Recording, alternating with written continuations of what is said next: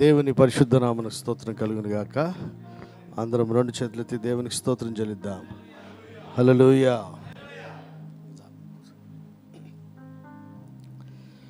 వాక్యాన్ని ధ్యానం చేద్దాం. పరిశుద్ధ గ్రంథంలోంచి న్యాయాధిపతుల గ్రంథం 6వ అధ్యాయం.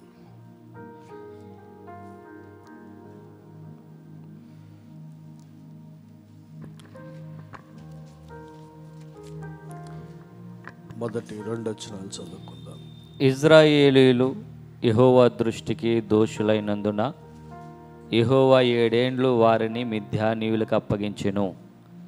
మిద్యానీయుల చెయ్యి ఇజ్రాయేలు మీద హెచ్చాయను గనుక వారు మిద్యానీయుల ఎదుట నిలువలేక కొండలలోనున్న వాగులను, గుహలను, దుర్గములను తమకు సిద్ధపరచుకున్నది. ప్రార్థన చేద్దాం. పరిశుద్ధుడా, పరలోకమందున్న తండ్రి, నీ దాసులమైన మేమందరం మరి ఒకసారి ఏకీభించి నీ పాద సన్నిధికి వస్తున్నాం. చదవబడిన లేఖన భాగాన్ని బట్టి మీకు వందనాలు. ఈ లేఖనంలోంచి మా అందరితో మాట్లాడండి. మాకు వినుబుద్ధిని, గ్రహించు హృదయాన్ని దయచేయమని యేసు నామములో అడుగుచున్నాం తండ్రి, ఆమేన్.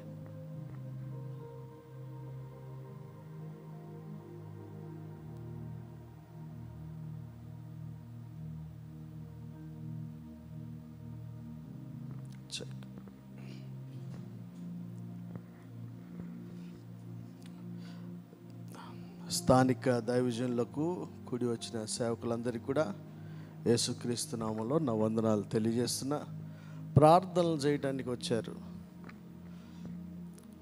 అంతకు మించింది ఏమీ లేదు. ఎందుకంటే నా నామం ఏది అడిగితే అది ఇస్తా అన్నాడు.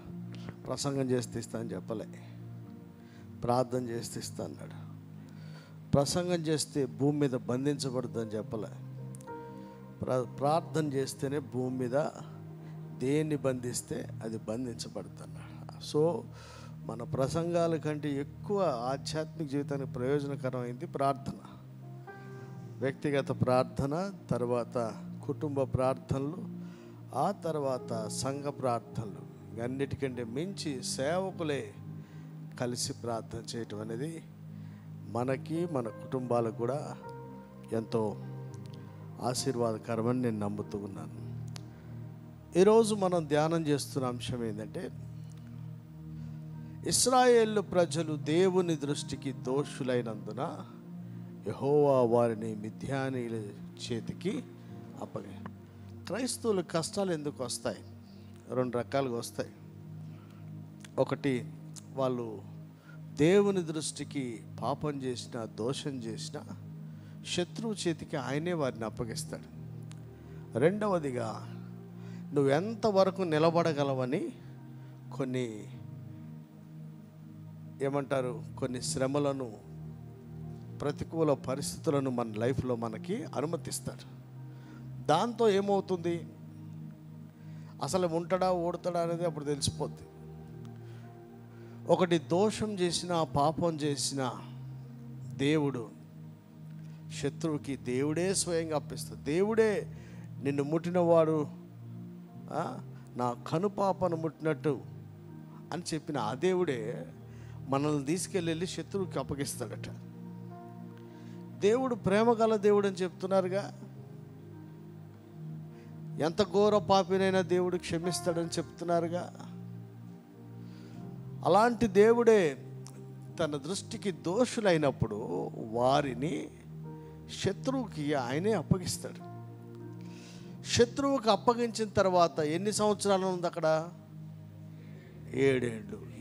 నిన్ను అయినా నన్నైనా ఒక టైం పీరియడ్ పెట్టేది కూడా ఆయనే. 7 ఏళ్ళు ఒకడికి, 3 ఏళ్ళు ఒకడికి, 10 ఏళ్ళు ఒకడికి, 40 ఏళ్ళు ఒకడికి, 400 సంవత్సరాలు ఇంకోడికి. ఎవడికి ఎన్ని రోజులు పెడతాడో మనకు తెలియదు. కానీ 2 రకాలుగా, ఒకటి దేవునికి విరోధంగా చేసిన పాపాన్ని, దోషాన్ని బట్టి శత్రువు చేతికి ఆయనే అప్పగిస్తాడు. ఆయన మిద్యానీయులను కాదు, అమ్మోనీయులను కాదు, ఇంకా శత్రువులు 7 జాతి కానానీయులను రేపి తన బిడ్డల మీదకి పంపిస్తున్నాడు ప్రతిసారి. ఎందుచేత? వాడిని సావకూడదామని కాదు, వాడికి ఇప్పటికైనా మారు మనసు వచ్చి ప్రభువా క్షమించి అంటాడేమోనని. అంతేగాని నీ సావుని కల్లారా చూడాలి అనుకోవట్లా. మనం మారాలని చూడ్డానికే దేవుడు కొన్ని పరిస్థితులను మనకు అనుమతిస్తూ ఉంటాడు. అందులో ప్రాముఖ్యంగా ఏం చేశాడంటే ఇక్కడ మిద్యానీయుల చేతికి ఈసారి అప్పగించాడు 7 ఏళ్ళు. ఆ మిద్యానీయులు ఎట్లా చేశారంటే ఎంట్రన్స్ అనేది లోపలికి లేకుండా మినిమం అన్న వస్త్రాల ఆహారానికి సంబంధించి ఏది కూడా వీరికి దక్కకుండా మొత్తం టెరిటరీ మొత్తం అంతా క్లోజ్ చేశారు. వీళ్ళు వెళ్ళడానికి లేదు, ఎవడో రావడానికి లేదు. అంత ఘోరమైన పరిస్థితులు ఇశ్రాయేలులోకి వచ్చినాయి. ఎప్పటికంటే ఎర్ర సముద్రం పాయలు చేసి మోషే ద్వారా వీళ్ళు విమోచించబడి ఐగుప్తులో 400 సంవత్సరాల దాస్యంలోంచి బయటకు వచ్చి ఆ తర్వాత యెహోషువ ద్వారా వీరికి స్వాస్థ్యాలు పంచబడిన తర్వాత అంటే ఎన్నెన్ని సూచనలకు ఎన్ని అద్భుతాలు ఎన్ని చూశారు. ఇవన్నీ చూసి వచ్చిన తర్వాత మనిషి సచ్చేదాకా ఒక తీరుగా భక్తిగా ఉంటాడు అనేది లేదు. నేను కూడా రేపు పోవచ్చు అంటే పానం పోయేది పోవడం కాదు, పడిపోవటం. ఇప్పుడు నిలబడిన వాళ్ళందరూ ఇప్పుడు మాట్లాడే నేను కానీ మీరు కానీ అందరూ కూడా కూర్చున్న వాళ్ళని భ్రమ పెట్టడమే ఉంటుంది. ఏంటో తెలుసా, చాలామందిని దేవుడు వదిలేసాక కూడా మంచి ప్రసంగాలు చేస్తారు. ఎందుకు ప్రసంగం అనేది దయ్యానికి కూడా బాగొచ్చు. ప్రసంగంలో ఏం లేదబ్బా, మన క్యారెక్టర్లోనే ఉందంతా. నువ్వు తెర వెనక చేసేదంతా అసలైన పని. ఈ స్క్రీన్ ముందు టీవీ ముందు మైకులో చెప్పేదంతా ఉట్టిదే. ఈ దయ్యానికి కూడా ఎంతకన్నా బాగా రెఫరెన్స్ నీకన్నా మర్చిపోతాం, మాది మర్చిపోతాం ఒక్క రెఫరెన్స్ కూడా. కనుక రెఫరెన్స్ని బట్టి ప్రసంగాన్ని బట్టి 4 సార్లు హల్లెలూయా స్తోత్రం అన్నాడనో గట్టి ప్రార్థన చేశాడనో నమ్మొద్దు. ఎవని క్రియలు వాని క్రియల చొప్పున దేవుడు వానికి ఫలాన్ని ఇస్తాడు. హల్లెలూయా. పరలోక రాజ్యాన్ని దృష్టిలో పెట్టుకోవాలి. నేను గతంలో కూడా మీకు చెప్పినట్టున్నా, లాస్ట్ టైం వచ్చినప్పుడు మీరు నాకు ఒకటి ఉంది, నేను ఎక్కడ ఏం చెప్తాను అన్నీ గుర్తుంటాయి. ఎన్ని రోజులకు వచ్చినా మీరు మర్చిపోతారు, ఎందుకంటే మీరు ఎక్కువ వింటారు కాబట్టి. ఎక్కువ విన్నోడికి ఆ రోజుకి వదిలిపోదు. ఎక్కడ పోయినా ఎన్ని సంవత్సరాలైనా పలానా చోట ఏం చెప్పాను అన్నీ గుర్తుంటాయి నాకు. ఇప్పుడు దాకా గుర్తున్నాయి, మళ్ళీ తర్వాత వయసు పెరుగుతుంది, గుర్తుంటుందో లేదో కానీ ఇప్పటికైతే ఖచ్చితంగా గుర్తుంది. ఎందుకు దేవుని బిడ్డలు, నేను ప్రార్థనే ముఖ్యం, క్రియలే ముఖ్యం. ప్రార్థనలో కూడా క్రియలు లేకుండా ప్రార్థన వేస్ట్, ఎందుకంటే భక్తిహీనుల ప్రార్థన. రెండవదిగా ప్రసంగం కూడా క్రియలు లేని ప్రసంగం వేస్ట్, ఎందుకంటే మత్తయి సువార్తలో చెప్పింది, అలాగూ చేసి బోధించువాడు పరలోక రాజ్యంలో గొప్పవాడు. అటు చెయ్యంది ఈయన నిలబడి చెప్పితే వాడు పనికిరాడు పరలోకానికి. కాబట్టి ప్రసంగం గురించి బైబిల్లో ఏం రాసిందంటే, ప్రభు తీర్పు దగ్గర వచ్చినప్పుడు ఏం ప్రసంగం చేసేవారన్నా నన్ను ఒక్కడిని కూడా అనలే. ఆయన నా కొలకు నిలబడ్డామన్నాడు. కొంతమందిని నన్ను ఒప్పుకున్నావు కాదని చెప్పలేదన్నాడు. అగ్ని వంటి మహాశ్రమంలో కూడా నువ్వు రోషంగా నిలబడ్డావు, ఇలాంటివే చెప్పాడు. కానీ ఏం ప్రసంగం చేసినవరా నాన్న, 3,000 మంది 9,000 మంది మారిపోయారని ఇట్లాంటి ప్రసంగాలు తీర్పులో ఎప్పుడు ఇలాంటివి ఉండవు. కనుక ఈ ప్రసంగానికంటే మిన్న ప్రసంగాన్ని బట్టి మనం మార్చుకునే క్యారెక్టరే మిన్నైంది. హల్లెలూయా. ప్రసంగం దేనికి అంటే మనల్ని మలచటానికి, అంతవరకే. కానీ దీంతో వచ్చేది ఏమి, టెక్స్ట్ బుక్ ఉన్నది ఎందుకు, చదువుకొని పేపర్లో పరీక్ష పేపర్లో రాయడానికి. కానీ బుక్ తీసుకెళ్ళి అడిగితే నేను పాస్ చేయడు. అలాగే ప్రసంగాన్ని విని సారాంశాన్ని గ్రహించిన దాన్ని పాటిస్తే నిత్యరాజ్యానికి మనం పోతాం. హల్లెలూయా. మళ్ళీ ఎప్పుడన్నా కళ్యాణదుర్గం వచ్చిన, అనంతపురం వచ్చిన సప్పట్లు కొడతాం కానీ, శాలువాలు ఇవ్వడం కానీ, బొకేలు కానీ, ఈ డబ్బులన్నీ తీసి దేవుని రాజ్య విస్తరణ జరిగే దానికోసమే విత్తాలి. మన ప్రతి విత్తనం అది మంచి నేల పడింది అయ్యే ఉండాలి, కానీ వేస్ట్ అవడానికి వీళ్ళే.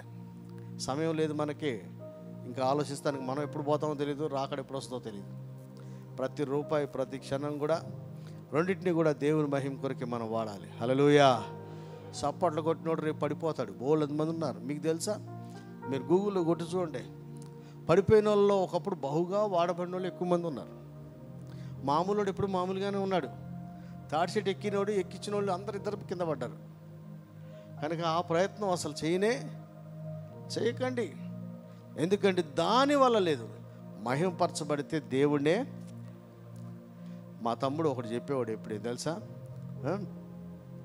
మనం పొగిడితే దేవుడిని పొగడాలి, తిడితే దయ్యాన్ని తిట్టాలి. ఏ మనిషిని తిట్టొద్దని, ఏ మనిషిని పొగడొద్దని. రెండు పొగిడితే దేవుణ్ణే. దేవుని స్థానంలో ఎవరినన్నా పెట్టామనుకో, పురుగులు బట్టి నేను చచ్చిపోతాను, అసలు నన్ను ఎందుకు చంపుతారు మీరు? ఏ రోజంట జనాలు అన్నారు, పాపం ఆయన సొంతంగా అనండ్రా అన్నాడా? అనలే. అమ్మో ఇది దేవుని స్వరం అనగానే దేవుని మహింపరచదండి. వీరికి లోపల లేదు పాపం. కూర్చున్న వాళ్ళందరూ అనేసారు. ఈయన సప్పుడు చేయకుండా ఓహో నిజమే కదా అనుకున్నాడు, పోయాడు. అన్నాడు బాగానే ఉన్నాడు. కనుక సేవకులు కూడా 10 కాలాల పాటు ఉండాలంటే ఎవరిని పొగడకండి. బైబిల్ అబ్బా అది. వానికి సొంతం లేదు, కూర్చున్నోళ్ళే అన్నారు. కానీ ఈయన మటుకు దాన్ని ఏకీభవించాడు కనుక ఈయన పోయాడు. ఎవరికి ఏ సంతోషం వద్దో, ఏది ఏకీభవిస్తారో, ఏకీభవిస్తే దేవుని కోపం వద్దో మనకు తెలియదు కనుక అసలు అలాంటి పనులే మనం చేయొద్దు. హల్లెలూయా. మనం కూర్చున్నాం. నేను ఒకటే చెప్తే ఎక్కడైనా సరే నా అనుభవం నేను నేర్చుకున్నది, మనం కలిస్తే దేవునికి మహిమ రావాలి, మనం కలిస్తే దేవుని రాజ్య విస్తరణ జరగాలి. ఈ రెండు లేని కాడ ఈ మీటింగులు, భోజనాలు, శాలువాలు, బొకేలు అవసరమే లేదు. కలిస్తే దేవునికి మహిమ, కలిస్తే దేవుని రాజ్య విస్తరణ రెండే జరగాలి. దానికి మించింది ఈ అనంతపురం నుంచి దూరం అయిపోను గాక. దానికి మీరు కారకులు అవ్వకూడదు. మళ్ళీ సరే ఏమి ఉండకూడదు. ఏం పద్మ చెప్పు. ఎందుకంటే భార్యలు పవర్ఫుల్ అని నిన్న ఇప్పుడేగా సాక్షి. నీ కన్నీటి ప్రార్థన ఎంత పనిచేసింది. ఎంతమంది అయినా సరే స్త్రీలకు మించిన వాళ్ళు ఎవరు లేరు. యేసుప్రభు పరిచర్లో ఫైనాన్షియల్ సోర్స్ అంతా ఆడవాళ్ళే. బైబిల్ బాగా చదవండి, డబ్బులన్నీ ఆడవాళ్ళ దగ్గరే ఉన్నాయి. ఘనమైన స్త్రీలందరూ కూడా పరిచర్యకు సహకరించారు అప్పట్లో. కనుక స్త్రీలారా, మీరు కూడా దేవునికి కోపం వచ్చే పనులు మీ వల్ల కానీ, పురుషుల వల్ల కానీ, ఎవరి వల్ల జరగకుండా మీరు మానక మీ వ్యక్తిగత ప్రార్థనలో జ్ఞాపకం చేసుకోండి. హల్లెలూయా. వాక్యంలోనికి వెళ్తే, గిద్యోను సమయంలో మిద్యానీయుల చేతికి దేవుడు ఇశ్రాయేలును అప్పగించాడు. ఒక్కోసారి కష్టాలు దేనికి వస్తాయి అంటే దేవుడే అప్పగిస్తాడు. ప్రభువా వాడి నుంచి విడిపించనే బదులు నువ్వేం చేసావో తెలుసుకోవాలి ఫస్ట్. ఎప్పుడైనా సరే ఏ కష్టం వచ్చినా, ఏ ఇబ్బంది వచ్చినా నెంబర్ 1 ఏంటంటే మనలను మనం పరిశీలించుకోవాలి. ఇది మన దోషం వల్ల వచ్చిందా, శత్రువు మన మీద కక్ష కట్టి మనల్ని ఇబ్బంది గురి చేస్తాడు. 2 తెలుసుకోవాలి. ఎగ్జామ్లో ఫెయిల్ అయ్యావనుకో, 1 నీ ఎడిషనల్ షీట్ మిస్ అయిందా, నువ్వు పేపర్ నింపలేదా, నువ్వు నింపనోడికి నీకు మార్కులు యాడ్ వస్తాయి. అసలు ఫస్ట్ క్వశ్చన్కి రాంగ్ నెంబర్ వేసినావు, ఆన్సర్కి మనమే చేతులారా పాడు చేసుకున్నాం. దానికి ఇంకోటితో పని ఏం లేదు. అలాగనే కొన్ని కష్టాలకి, కొన్ని ఇబ్బందులకు మన దోషం వల్లనే దేవుడే మనల్ని అప్పగిస్తాడు. ఒకడున్నాడు బైబిల్లో, కయ్యను అన్నాడు, నా దోష శిక్ష నేను భరించలేనంత. కానీ పొరపాటును పాదం చేయడు. ఇలాంటి లెక్చర్ అయితే ఇస్తాడు. కానీ క్షమించన్నాడా? మనలో కూడా తెలుసు నా అంత దుర్మార్గుడు ఎవరు లేడంటే. ఈ దుర్మార్గుడు అసలు పాదనే చేయడు. మళ్ళా చెప్తారు నిజమే, యథార్థవంతులు అనుకున్న అబ్బో అంటారు. కానీ వాడు క్షమించబడినట్లుగా ప్రభువు నామన ప్రార్థన చేయవాడే రక్షించబడతాడు. హల్లెలూయా. రక్షణ కూడా ప్రార్థనే. శత్రువులోంచి విడుదలిచ్చేది కూడా ప్రార్థనే. నిన్ను ఎక్కలేని ఎత్తైన కొండ మీదకి ఎక్కించేది కూడా ప్రార్థనే. అంతరంగంలో శుద్ధ హృదయాన్ని కలిగించేది కూడా ప్రార్థనే. ఆ ప్రార్థన చేయరు. ఇశ్రాయేలీలు 7 సంవత్సరాలు మిద్యానీయుల చేతిలో బానిసలుగా, దాసులుగా వెళ్ళిపోయినప్పుడు, అప్పగించబడినప్పుడు దేవుడు గిద్యోను దగ్గరికి వచ్చాడు. అక్కడ అధ్యాయం చూస్తే 11వ వచనం చూడండి. యెహోవా దూత వచ్చి అబీజ్రీయుడైన యెహోవాషు కలిగినటువంటి ఒఫ్రాలోని మస్తకి వృక్షం క్రింద కూర్చుండెను.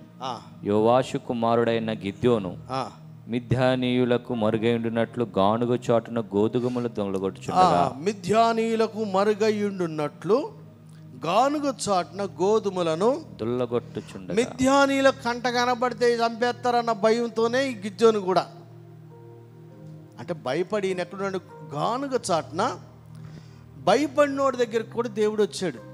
హల్లెలూయా. హల్లెలూయా. దేవుడు ఎవరి దగ్గరికి వస్తాడంటే అందరి దగ్గరికి వస్తాడు. ఈరోజు భయపడినోడి దగ్గరికి వస్తాడు. మంచి వాళ్ళు కూడా కొంతమంది భయపడతారు, రిస్క్ ఎందుకులే అని. భయపడాలి, ఏదో పనులు చేయరు. ఎవడో చేసిన దానికి అనుభవించాల్సి వస్తుంది. దాంట్లో ఇప్పుడు నాన్నగారు ఇల్లు ఆస్తి దాఖలేసాడు, పిల్లోడికి కూడా భోజనం ఉండదు. ఏం చేయమంటావు? ఆడేమైనా ఏదో పని చేశాడు? ఏం చేయలేదుగా. చేసింది ఎవరు? నాన్న. దేవుడు దీవించాడు, ఆశీర్వదించాడు, వీడు కూడా మంచిగా ఏసీలో కారులో తిరుగుతాడు. వీడు చేసింది ఏమీ లేదు అందులో. అలాగనే మన పితరులు చేసినవి మన ఎంట వచ్చేస్తాయి. ఆ ఆశీర్వాదాలైనా శాపాలైనా సరే. వీళ్ళు కూడా ఇశ్రాయేలు చేసిన దోష శిక్షణ అనుభవిస్తుంటే అందరూ చేయరు కదా, ఒకడైతే ఉన్నాడు అందులో. ఏమంటున్నాడంట, వీళ్ళకు భయపడి గానుగు చాటును దాటుకుంటే యెహోవా దూత అతనికి ప్రత్యక్షమై పలకరించడమే పరాక్రమం కలిగిన బలాఢ్యుడా యెహోవా నీకు తోడై ఉన్నాడని అతనితో అనగా, యెహోవా నీకు తోడై ఉన్నాడని చెప్పగా, గిద్యోను చిత్తము నా ఏలినవాడా, యెహోవా మాకు తోడై ఉండిన యెడల ఇదంతయు మాకేలా సంభవించెను. రైట్. ఎప్పుడైనా మీ గురించి మీరు ఆలోచించేసారా? దేవుడు నాకు తోడై ఉన్నాడు, గాడ్ బ్లెస్ యూ, దేవుడు నీకు తోడై ఉండును గాక అనగా ఆమె ఎడుగురిలాగా ఆలోచించకూడదు. ఆలోచించి దేవుడు నాకు తోడై ఉంటే అసలు ఈ కష్టం ఎందుకు వస్తుంది అని ఎవరన్నారు? మనం ఎప్పుడైనా ఆలోచిస్తామా? అసలు దేవుడు నిజంగా తోడై ఉంటే మనిషికి కష్టం ఎందుకు వస్తుంది? దేవుడు నీకు తోడై ఉండునుగాక అంటే, యెహోవా నీకు తోడై ఉండునుగాక అనగానే వెంటనే అసలు దేవుడు మాకు తోడై ఉంటే మాకు ఈ కష్టం ఎట్లొచ్చింది? మా పితరులకు దేవుడు చేసిన కార్యాలంటి గురించి మేము విన్నాం. యెహోవా చేసిన కార్యాలు ఇప్పుడు ఏం కనపడవా? మాకెందుకు ఈ కష్టం అని ఎవరితో మాట్లాడినా? దేవునితో. ప్రశ్న అనేది మనకి మన ప్రార్థన చేసి ముగించడమే కాదు, దేవునితో సంభాషించడం కూడా మనకు రావాలి. హల్లెలూయా. ఎన్ని సంవత్సరాలు అయిందబ్బా ఒకటే వన్ వే లాగా ప్రార్థన చేయటం కాదు. మా మామగారు ఒక ఆయన ఉన్నాడు, చనిపోయాడు, మీకు కూడా తెలుసు, కేడి సామ్యాల్ గారని అలీకేఫ్లో ఉండే సేవ చేసి హైదరాబాద్లో. ఆయన ఎవరికి తెలియదు, ఏ టీవీ ఛానల్లో రాలా, కానీ 1000కి పైగా సంఘాలు కట్టాడు. పెద్ద మనుషులు ఎవరు పబ్లిసిటీ లేదు, మామూలుడికే నిండుకొండ తొనగదంటారు కదా. అసలు రియల్ సేవ చేసే వాళ్ళంతా మనం కనుక పరలోకం పోతే చూస్తాం, వాడిని ఎప్పుడు భూమి మీద చూసుండవు నువ్వు. ఎట్టెట్ట టీవీల్లో ఛానల్లో కనపడేదంతా ఇంతంతనే. నిజంగా చేసినోడు ఎవడు కూడా లేరు. 1000 పైగా సంఘాలు కట్టాడు. ఆయన ఏం చెప్పేవాడు తెలుసా? ఎంతసేపు ప్రార్థన చేస్తామో ఒక అరగంట ప్రార్థన చేసావా, అరగంట దేవుని సన్నిలోనే ఉండు, దేవుడు నీతో మాట్లాడతాడు.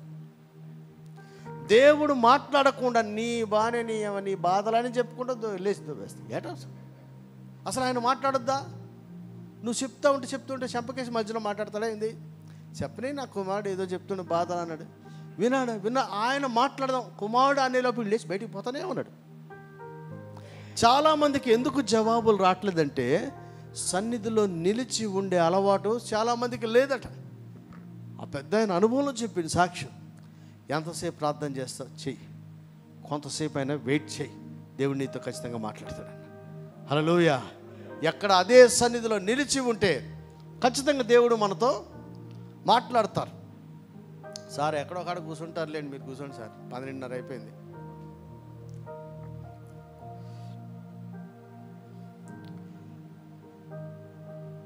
అలాంటి గిద్యోన్ని పరాక్రమం కలిగిన బలాఢ్యుడా, దేవుడు నీకు తోడుగంటే, దేవుడు మాకు తోడుకుంటే ఏంటి కష్టాలు?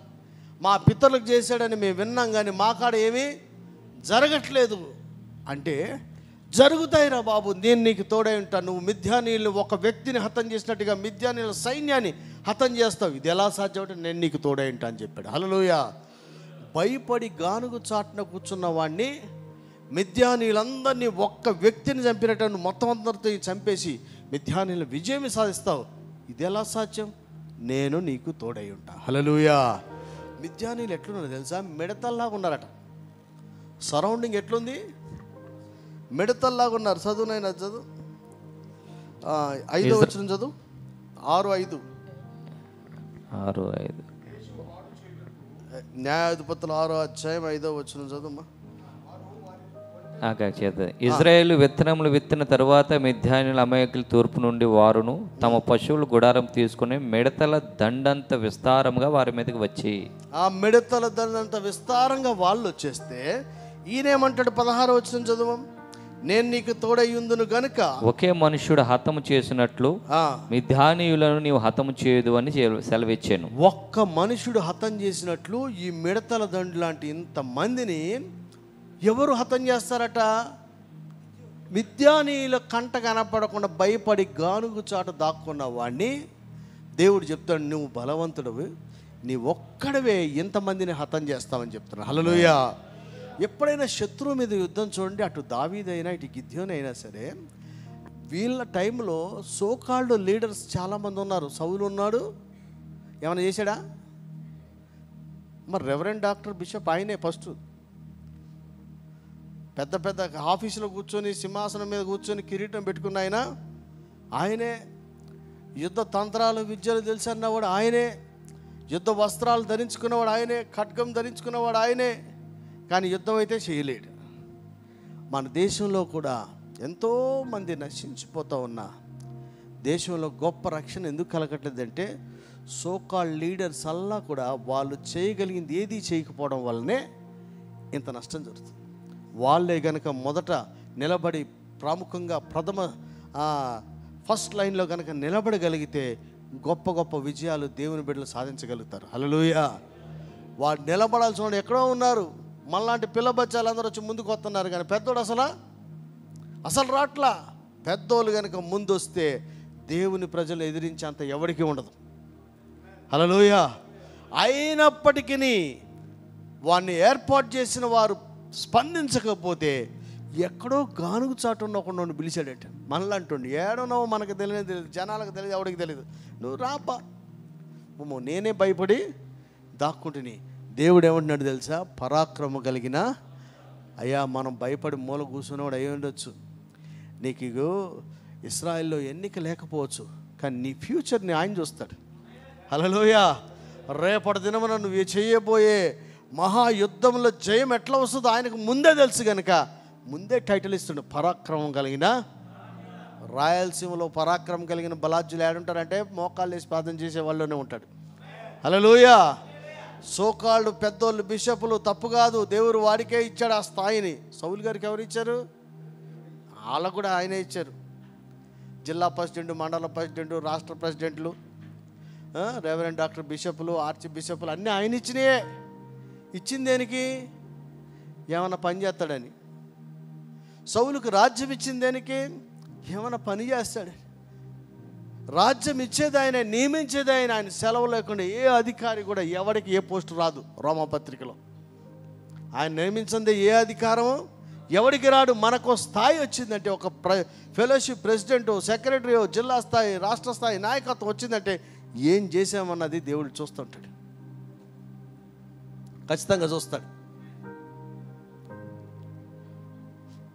ఈ రోజున పరాక్రమం కలిగిన బలాజ్యుడు అనే దాక్కున్నవాడు అంటాడు, ఎన్నిక లేనివాడు. అంతవరకు అయ్యా దేవుడు ఒకరిని పరాక్రమం కలిగిన బలాజ్యుడాన్ని పిలతానికి ఆయనకి ఏమైనా ట్రాక్ రికార్డు ఉండాలనా? 4-5 యుద్ధాలు చేసి గెలిచి వచ్చినోడా? ఇంతకుముందు చేశాడు కనుక నెక్స్ట్ వీడిని పెడదాం. ఐఏఎస్లు ఐపీఎస్ని ప్రమోషన్లు ఎలాగిస్తారు? అమ్మ వీడు ఫ్యాక్షనిస్టుల మధ్యలో వచ్చి ఒక్కొక్కడిని పీడీ యాక్టివేట్ వేసి పడేసాడు, రౌడీ షీటర్లు వేసాడు, దడదల్లాడిచ్చాడు, కడపలో దడదల్లాడిచ్చాడు అని తెచ్చి ఎక్కడ కూడా ఉంటే అక్కడ వేస్తారు. అవునా కదా? వీడిని ఎందుకు వేస్తారు పలానా ఆఫీసర్ని అంటే ఈయన ట్రాక్ రికార్డు చూసేస్తారు. దేవుడు ఎవరు ట్రాక్ రికార్డు చూడు, హృదయాన్ని చూసి వాడికి స్థానం ఇస్తాడు ఆయన. హల్లెలూయా. ఆసక్తి ఉందంతే దావీదుకి, ఎవడు వీడు అన్నాడంతే, తెచ్చి వాడిని నిలబెట్టేశాడు అంతే. లోపల బాధపడుతున్నాడు, అయ్యో మా పితరులకు చేశాడట దేవుడు ఎన్నెన్నో కార్యాలు, మరి మా విషయంలో ఎందుకు చేయట్లేదు?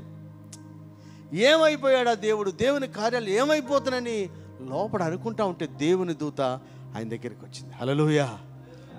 వచ్చి బలాజ్యుడా అని పిలిచి, నేను నీకు తోడై ఉంటా, నువ్వు ఒక్కడివే ఒక్క మనిషిని హతం చేసినట్లుగా మిద్యానీయులు మొత్తం హతం చేస్తావు. ఎలా అంటే దేవుడు నేను నీకు తోడాడు. నువ్వు ఎలా చేయగలవు పరిచర్య? అనంతపురం అంతా మోకాళ్ళ విజ్ఞాపన ప్రార్థనకు అందరిని కూర్చోబెట్టగలుగుతామా? పెట్టగలుగుతాం. ఇది ఎలా సాధ్యం? దేవుడు తోడే ఉంటాడు, అంతే. హల్లెలూయా. భోజనాలు పెట్టి చేయలేం, పొగిడి చేయలేం, శాలువాలు కప్పి చేయలేం. మనం అన్ని తప్పని అంటలేదు సార్. ఎన్ని చేసినా దేవుడు తోడే ఉండి ఏది జరగదు. హల్లెలూయా. అపోస్తుల కార్యంలో ఏమన్నారు తెలుసా? పెద్ద ఆయన ఏమన్నారు తెలుసా? మరి ఎందుకంటే చేస్తుర్రు, ఇది దేవుని వలన కలిగింది అయితే ఎవడు ఏమనలేడు. మునుపటికి ముందు దూద అని ఒకడు వచ్చాడు, మొత్తం పోయాడు, ఆడావుడు చేసి. దేవుని వల్ల వచ్చిందా? చూడండి సుమి, మీరు దేవునితోనే పోరాడుతున్నారు, దేవునికి వ్యతిరేకంగా పోతారా? మనం దేవుని పేరట కార్యక్రమం చేస్తూ ఉన్నప్పుడు ఎవడన్నా పొలబెట్టేవాడు ఉంటాడా? ఉంటాడు. ఎక్కువ మంది ఉంటారు. వాడు మనతో కాదు, దేవునితోనే పోరాడుతున్నాడు. హల్లెలూయా. వానికి మనం జడవాల్సిన పనే లేదు, ఎందుకంటే మన పక్షంగా ఆయన పోరాటం చేస్తాం. బైబిల్ రాసింది, అపోస్తుల పక్షంగా, విజ్ఞాపన చేసేవాళ్ళ పక్షంగా, ఉపదేశం చేసేవారి పక్షంగా ఎవడన్నా లేస్తే అమ్మో వాళ్ళు దేవునితోనే. ఎందుకంటే దేవుని చేత పంపబడిన వాడిని టచ్ చేస్తే దేవునితో పోరాడినట్టే. దేవుని కొరకు, దేశం కొరకు విజ్ఞాపన చేస్తున్న వాడిని టచ్ చేస్తే దేవునితో పోరాడినట్టే.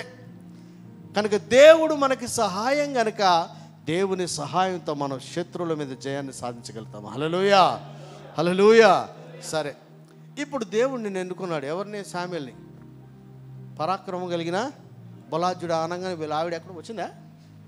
ఏమో వస్తే బాగుండే, సపర్లు కొట్టు నువ్వు పోయిటికి. పరాక్రమం కలిగిన బలాఢ్యుడు అంటే ఎవడు సంతోషిస్తాడు? ఫస్ట్ భార్యలు సంతోషిస్తారు. అబ్బా మా ఆయన మా ఆయన మా ఆయన. బాధపడినా వాళ్ళే బాధపడతారు, సంతోషపడతారు. లేడీస్కి మించిన మంచి వాళ్ళు ఎవరు లేరు. కొంచెం ఎమోషన్స్ ఎక్కువ ఉంటాయి, కానీ వాళ్ళంత మంచి వాళ్ళు ఎవరు ఉండరు. వాళ్ళంత మంచిగా క్షేమం కోరుకునే వాళ్ళు ఎవడు ఉండడు. జిత్తులు వాళ్ళ దగ్గర ఉండవు. ఎవడో దినకంతరి కూడా ఉండరు, కానీ చాలామంది మంచోళ్ళే ఉంటారు. చాలామంది మంచోళ్ళే ఉంటారు. పరాక్రమం కలిగిన బలాఢ్యుడా అని పిలిస్తే ఈయనే ఉంటాడు, నేనేం బలాఢ్యు, నేనే భయపడవు మూల కూసుంటిని, నాకు తోడై ఉంటాను, నీకు తోడై ఉంటాను, నీకు తోడై ఉంటాను, నీ వలన నేను మిథ్యానీల మీద విజయం తెస్తానగానే. చాలామంది ఇప్పుడు ఏం చేస్తారంటే, మన పిల్లలందరూ, నేనైనా ఎవడైనా సరే ఏం చేస్తారు తెలుసా? అమ్మా దేవుడు వాగ్దానం చేశాడు లేదా? నాకు తోడుగా ఉంటాడు చేశాడు లేదా? ఒరే నీతో మొత్తం మిథ్యానీల మీద విజయం తెస్తాడు చేశాడు లేదా? ఈడికి దేవుడిని వదిలేస్తాడు, మొత్తం తిరుగుతాడు ఇదే పట్టుకొని లైన్. చాలామంది చేసే, దేవుడు నాకు వాగ్దానం చేశాడు, దేవుడు నన్ను దర్శించాడు, దేవుడు నాతో మిథ్యానీయుల మీద గొప్ప విజయం తెస్తాడన్న, అంత కరెక్టే. ఇక దేవుడితో పని లేదు వీడికి. చాలామంది చూడండి, ఎప్పుడో చిన్నప్పుడు చేసిన వాగ్దానం పెట్టుకొని తిరుగుతూ ఉంటాడు. వీడికి మధ్యలో దేవుడితో మాట్లాడింది లేదు, దేవుడు ఈయనతో మాట్లాడింది లేదు, అదే పడుకొని తిరుగుతుంటాడు. నాకు వాగ్దానం ఉంది, నాకు వాగ్దానం ఉంది. నీకు వాగ్దానం కరెక్టేనబ్బా, దేవుడు నిన్ను పిలిచింది కరెక్టే, దేవుడు నిన్ను వాడుకుంటాంది కరెక్టే. నెక్స్ట్ ఏం చేయాలో చెప్పకుండా నువ్వు లేచిపోతీవిగా. మీరు ఆలోచిస్తే సేవలో ఎందుకు రెక్కెలుగుతాను నువ్వు? నాదేమన్నా సతీష్ కుమార్ అనుకున్నావు? నేను ఈ సార్లే ఇది వినబడుతుంది.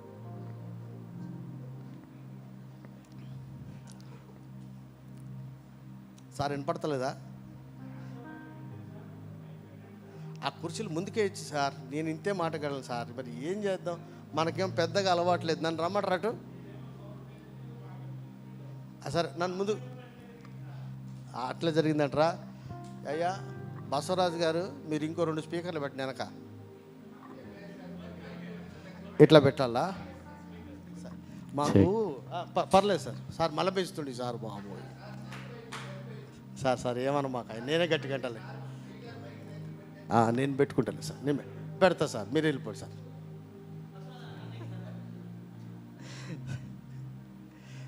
ఏమనుకోకండి, ఎందుకంటే నేను నార్త్లో ఎక్కువ పరిచయం చేస్తాగా, మన మైకులు స్టేజ్లు అలవాట్లేవు. ఈ లైట్లు ఎత్తే నాకు బెదిరొస్తుంది, మధ్య మధ్య డిస్కో ఇలా మెరుతుంది, మళ్ళీ అదొకటి. మనకు అలవాట్లేదు ఇవన్నీ, స్టేజీలు మైకులు ఏమి అలవాట్లేదు. అంతా నార్త్ ఇండియాలో సీక్రెట్గా చేస్తుంటాం కదా, పెద్ద పెద్ద మైక్ కానీ ఎట్లాంటి అలవాట్లేదు, కాబట్టి కొన్ని పొరపాట్లు అవుతున్నాయి, ఏమనుకోకండి. హల్లెలూయా. వాగ్దానం ఉందని చెప్పి అందరూ కూడా, దేవుడు నాకు వాగ్దానం చేశాడు, 100% కరెక్టే. దేవుడు నిన్ను దర్శించాడు, 100% కరెక్టే. దాక్కునవాడిని బలాఢ్యుడు అన్నాడు, 100% కరెక్టే. నీ ద్వారా మిథ్యానీయుల మీద నీకు ఇశ్రాయేలుకు విజయాన్ని ఇస్తాను, అది కూడా కరెక్టే. ఇంతవరకే, ఇక సేవ స్టార్ట్ అయిపోయింది. నేను దేవుడు పిలిచాడా? నెక్స్ట్ ఏం చేయమన్నాడు? నిన్నలే తినా బయటకు వచ్చాడు, ఒట్టిగా చెప్తున్నా. నెక్స్ట్ ఏం చేయమన్నాడు? బలాజ్జుడా అన్నాడు అంతే. పక్కన అలా ఆవిడ చూసాడు, ఏమైనా నన్ను తక్కువ అంచనా వేసావా, రాత్రి చెప్పాడు యేసుప్రభు, ఇక నేను పోతాను అంటాడు. కొంతమంది యవనస్తులు దేవుడు దర్శించగానే పాస్టర్ గారి దగ్గరికి వచ్చి, ఏమనగా ముసలోడా నన్ను తక్కువ అంచనా వేసావు, దేవుడే నన్ను సేవకు పిలిచాడు. ఇక పాస్టర్ గారిని లెక్క చేయడు. దేవుడే నాకు దర్శనం ఇచ్చిన మాట వాస్తవే, దేవుడు మాట్లాడిన మాట వాస్తవే, నిన్ను వాడుకుంటాను చెప్పిన మాట కూడా వాస్తవమే, ఎలాగ శత్రువుల మీద జయము తీసుకొస్తా అన్న మాట కూడా వాస్తవమే.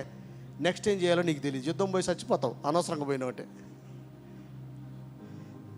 యుద్ధం ఎలా చేయాలో వీడికి చాలామంది 90% సేవకులు ఫెయిల్యూర్ అయిపోవడానికి కారణం ఏంటంటే 100% దేవుడు వాళ్ళని పిలిచాడు, నిజమే. సొంతంగా బయలుదేరలేదండి, బయలుదేరిన వాళ్ళు ఉన్నారు, దిక్మాల వాళ్ళు ఉంటారు కొంతమంది, కానీ దేవుని చేత పిలువబడిన వాళ్ళు ఉన్నారు, దేవుని చేత దర్శించబడిన వాళ్ళు ఉన్నారు, దేవుని చేత ఏంటది బలా నమ్మకం అన్నట్టు పరాక్రమం కలిగిన బలాజ్జుడా అని పిలువబడిన వాళ్ళు ఉన్నారు. నీ ద్వారానే ఇశ్రాయేలుకు విమోచన అని చెప్పిన వారు, ఎలా సాధ్యమంటే నేను తోడుంటానని చెప్పిన ఇంత డిస్కషన్ అయిన వాళ్ళు కూడా అప్పుడు నేను బయటకు వచ్చేస్తారు. ఇంకేంది, ఏం చేయాలట అక్కడ? అసలు దేవుని సన్నిధిలో ఉన్న వాళ్ళు ఫెయిల్యూర్ కారణం ఏంటంటే, అరే బిడ్డ నీకు నేను సైకిల్ కొనిస్తా అన్నాడు అనుకో, సైకిల్ కొంటాడంటే టైర్ వేసుకుని ఊరని తిరుగుతాడు కదా, సైకిల్ మటుకు తీసుకెళ్ళడం. నాన్న వీడికి ఏమన్నాడు, నీకు సైకిల్ కొనిస్తారా అన్నాడు. వీడికి ఆనందం ఎక్కువ, టైర్ ఉంటుందిగా, కర్ర పట్టుకొని వీడు మొత్తం వీధులను మా నాన్న సైకిల్ కొనిస్తాడు. వీడి సైకిల్ ఎప్పుడు రాదు, టైరే, ఈ టైర్ మీద తిరిగేస్తున్నాడు. సైకిల్ ఏది, నువ్వు ఇంటికాడ ఉంటేగా, కొనిస్తా అన్నాడు కదా, ఆయన దగ్గర ఉంటే కదా.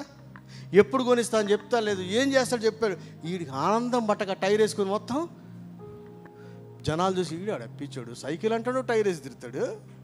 పోయిన వారం టైర్ వేసుకొచ్చాడు, ఈ వారం టైర్ వేసుకొస్తాడు. ఇదేంద్రా ఆయన అంటే జనాలు అలాగే ఉన్నారు సార్. దేవుడు నిన్ను పిలిచిన మాట వాస్తవమే, వాగ్దానం కరెక్టే, నేను నీకు తోడుగా ఉంటాను భరోసా ఇచ్చిన మాట కరెక్టే. నీ వల్ల ఎట్లాంటి గొప్ప యుద్ధాలు చేసి ఇశ్రాయేలు ప్రజలకు, దేవుని బిడ్డలకు విమోచన రక్షణ కలిగిస్తా అన్న మాట అన్నీ సత్యమే. నెక్స్ట్ ఏం చేయాలి నువ్వు వింటలేవు. అసలు ఫెయిల్యూర్కి ఎందుకు కారణం అంటే నెక్స్ట్ ఏం చేయాలి అసలు విననే. దేవుడు ఏం చెప్పాడు, గిద్యోను ఇలా నిన్ను వాడుకోవాలంటే నువ్వు ఇంటికి పో. ఎక్కడ పోమన్నాడు సార్? చదువు నాయన, 25వ వచనం చదువు, 6:25. మరియు ఆ రాత్రి అందే యెహోవా నీ తండ్రి కోడెను అనగా 7 ఏండ్ల 2వ ఎద్దును తీసుకొని వచ్చి నీ తండ్రి కట్టిన బయలు యొక్క బలిపీఠమును పడగొట్టి దానికి పైగానున్న దేవతా స్తంభమును నరికివేసి తగిన ఏర్పాటుతో ఈ బండ కొనను నీ దేవుడైనటువంటి యెహోవాకు బలిపీఠము కట్టి ఆ 2వ కోడెను తీసుకువచ్చి నీవు నరికిన ప్రతిమము యొక్క కర్రతో దహన బలి అర్పించుమని అతనితో చెప్పాను. చాలండి. వాగ్దానం చేయబడిన తర్వాత నిన్ను సేవలో వాడుకోవడానికి ముందుగానే దేవుడు ఇంకో మాట కూడా చెప్పాడు. ఎలాంటి సేవ? ఒక్క మనిషిని చంపినట్టు నీ ద్వారా మిడతల లాంటి సైన్యాన్ని చంపించేస్తాడు.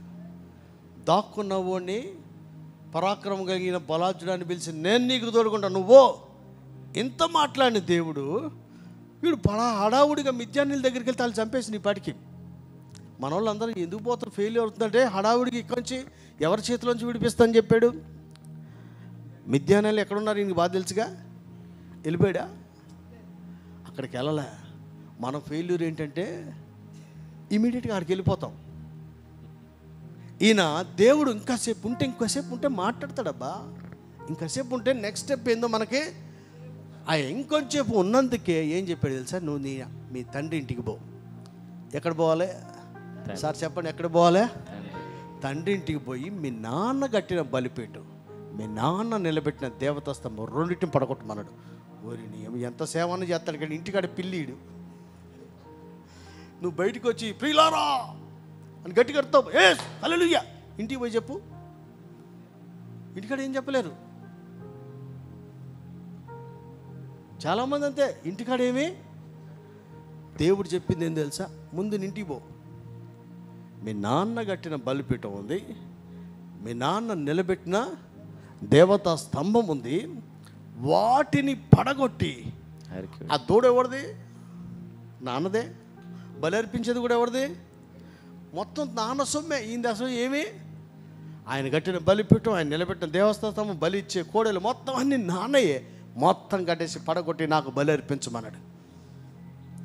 ఈ మిథ్యానొద్దు, పాడొద్దు, నేను గాను సట్టి ఇట్నే ఉండి రుబ్బుకుంటాడే కానీ ఏందే నువ్వు ఏదో చేస్తావని నేను ఆశపడితే ఫస్ట్ మా ఇంటికి మాకే పొల పెడతావా?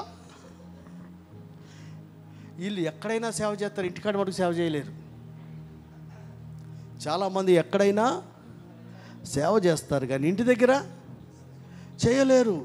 నిన్ను గొప్పగా దేవుడు వాడుకోవాలంటే నువ్వు ప్రక్షాళన ఇంటికాడ నుంచి మొదలు పెట్టాలి. హల్లెలూయా. మనం ఎంతమందికని చెప్తాం, మన పిల్లోడికి చెప్తామా?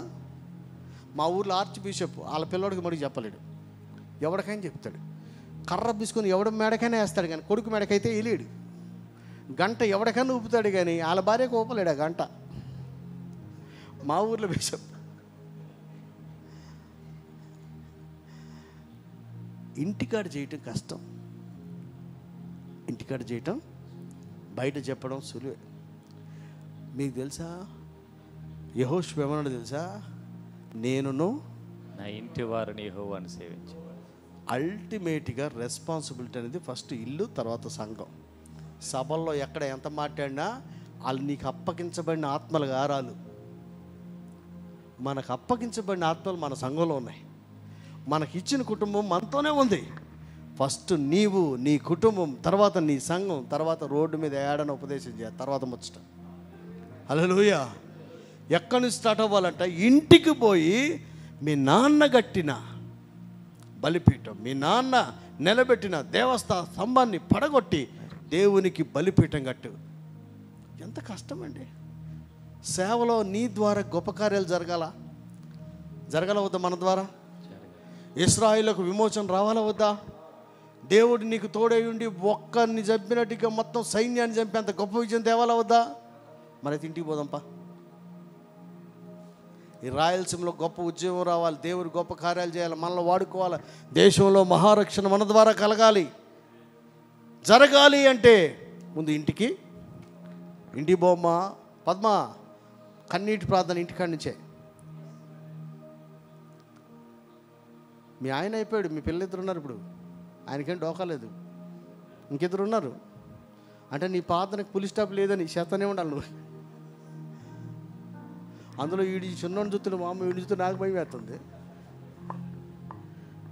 వీడు ఇంటర్నేషనల్లో ఉన్నాడు, మహా మేధావి.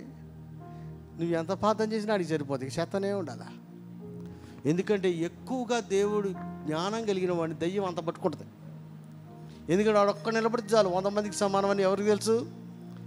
మనకంటే బాగా దయ్యానికే తెలుసు. అమ్మ వీడు కరెక్ట్గా ఉన్నాడా, 100 మందికి సమానం. అందుకని వాడిని పడుతుంది. ఈ రోజున సేవ చేస్తున్న సేవకులందరూ మళ్ళీ చెప్తున్నాం, మనందరికీ వాగ్దానాలు ఉన్నాయి. మనందరినీ దేవుడే పిలిచాడు. మనందరికీ దేవుడు నేను నీకు తోడుకుంటాను వాగ్దానం చేసి నీ ద్వారా ఎలాంటి పరిచయం చేస్తాడో దేవుడు ముందుగానే చెప్పాడు. కానీ ఇప్పుడు ఇంకా నెక్స్ట్ చెప్పేది, యుద్ధానికి ముందు చెప్పే మాట ఎవడు వింటలే అసలు. అబ్రహాం కూడా చెప్పాడు కదా, నీకు పిల్లోడిని ఇస్తాను కానీ నువ్వు నా సన్నిధిలో నిందారహితంగా ఉండు ఫస్ట్. కాసేపు ఆగితే నెక్స్ట్ చెప్తారబ్బా, ఎవడు ఆగుతలేడండి. అట్ట ఆగనోడండి నేను కూడా ఒకనే. మంది మీద చెప్పొద్దు, మనవి కూడా చెప్పుకోవాలా. దేవుడు వాగ్దానం చేసి ఇచ్చాడు, నల్గొండ రమ్మను, నల్గొండ వచ్చిన అప్పుడు నుంచి ఆయనతో మాట్లాడదాం, మా నల్గొండ దున్నేద్దామని చూస్తున్నా. ఈ నెక్స్ట్ ఎక్కడ ఏమంటాడు మనం చెప్పాలి కదా, అవునా కదా? నెక్స్ట్ ఏం చేయాలని చెప్పాలి కదా. బడిలో జాయిన్ చేయగానే పక్క క్లాసులో పోతారు అనుకో, నీకు చదువు ఎప్పటికీ రాదు. ఏ క్లాసులో పోవాలనో, ఏ సబ్జెక్ట్ చదవాలనో. అలాగనే సేవలో ఎంట్రీ ముఖ్యమే కాదు, స్ట్రాటజీ కూడా చాలా ముఖ్యం. హల్లెలూయా. మనందరికీ పరిచర్యలు ఇచ్చాడు. ఎవడి పరిచర్య వాడిది, ఎవరిని ఎలా వాడాలంటే అలాగే వాడతాడు. ఆ పద్ధతి తెలుసుకుంటేనే దేవుడు మనకి జయాన్ని ఇస్తాడు. హల్లెలూయా, హల్లెలూయా. మొత్తం ఇంటికి పో అన్నాడు. ఇంటికి పోయిన తర్వాత మీ తండ్రి కట్టిన నాన్నగారు చేసిన దాన్ని కూలగొట్టమంటే ఎవడికి భయం? అది దేవునికి వ్యతిరేకమైతే దాన్ని ఏం చేసేయాలా? నాన్న కంటే దేవుడు ఎక్కువ. నమ్మిన వారు స్తోత్రం చెబుదాం. భార్య కంటే దేవుడు ఎక్కువ, భర్త కంటే దేవుడు ఎక్కువ. అప్పుడు నువ్వు అనాలి, ఆయన అంత గట్టి గట్టి నువ్వేది అట్ట. పిల్లల కంటే కూడా దేవుడే ఎక్కువ. అప్పుడే దేవుడు మనల్ని వాడుకుంటాడు. హల్లెలూయా. వాళ్ళు కట్టిన దాన్ని, నేను చర్చిలో 3 ఫ్యామిలీలు పోయినాయి మా చర్చిలో, ఇంతవరకు పోయినోడు ఎవరు లేడు. వాళ్ళు చెడ్డోళ్ళు కాదు, చాలా మంచోళ్ళు. సేవలో, సంఘంలో వాళ్ళకు మంచి సాక్ష్యం ఉంది.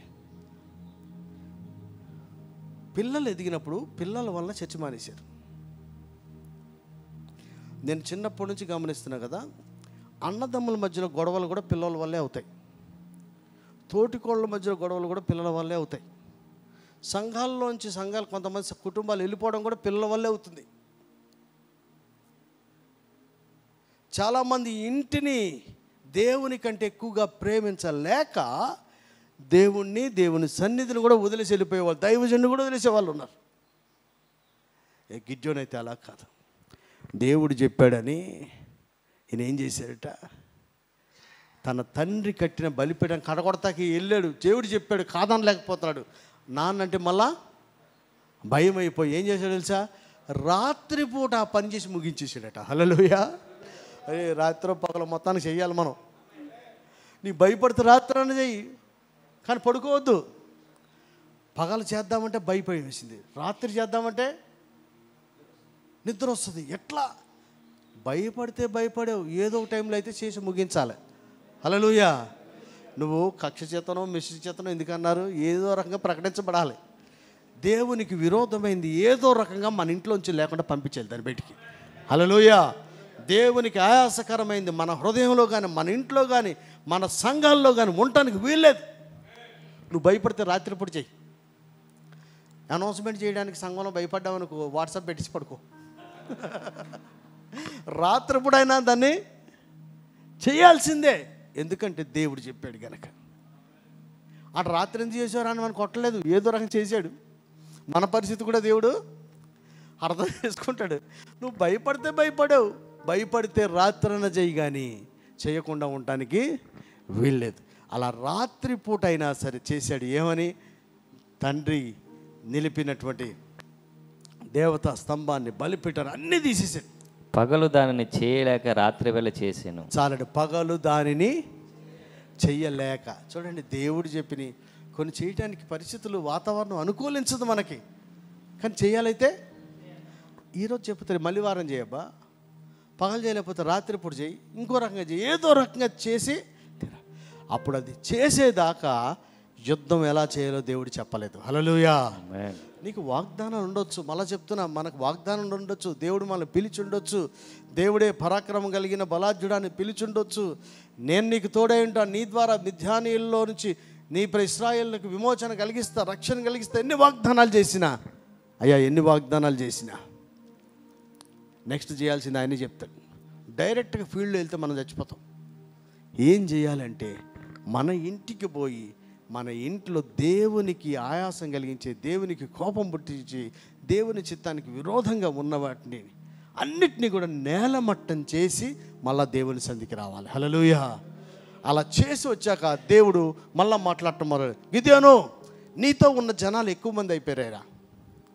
ఇప్పుడు అనంతపురంలో మనకు జనాలు ఎక్కువైపోతున్నారు అని అనుకోవాలి. ఎప్పుడు యుద్ధంకి వెళ్ళినాడు, మనకంటూ ఒక టీం ఉందా, ఉంది కదా. దేవుడు ఈరోజు చెప్తున్నాడు అంత అవసరం లేదని. అది చదువు 7వ అధ్యాయం. 10,000 మంది నిలిచి ఉండగా యెహోవా, ఈ జనులు ఇంకా ఎక్కువ మంది. 7:2 వచనం. ఈ జనులు ఇంకా ఎక్కువ మంది, నేను వారి చేతికి మిద్యానీయులు అప్పగింపతగదు. ఇజ్రాయేలు నా బాహుబలము, నాకు రక్షణ కలుగజేసును అనుకుని నా మీద అతిశయించుదరేమో. కాబట్టి నీవు, ఎవడు భయపడి వణుకుచున్నాడో వాడు త్వరపడి గిలాదు కొండ విడిచి తిరిగి వెళ్ళవలనని జనులు వినున్నట్లుగా ప్రకటించమని గిద్యోనుతో సెలవిచ్చాను.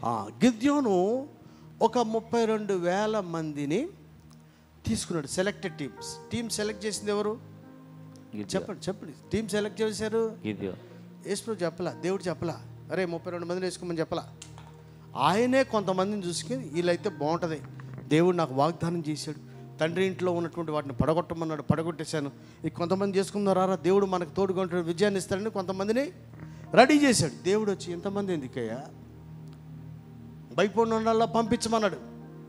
వెంటనే ఎంతమంది వెళ్ళిపోయారట, 22,000 మంది. జనులలో నుండి 22,000 మంది తిరిగి వెళ్ళిపోయారు. నీతో రండి మనం యుద్ధానికి పోదామంటే వచ్చిన వాళ్ళల్లా యుద్ధం చేసేవాళ్ళు కాదు.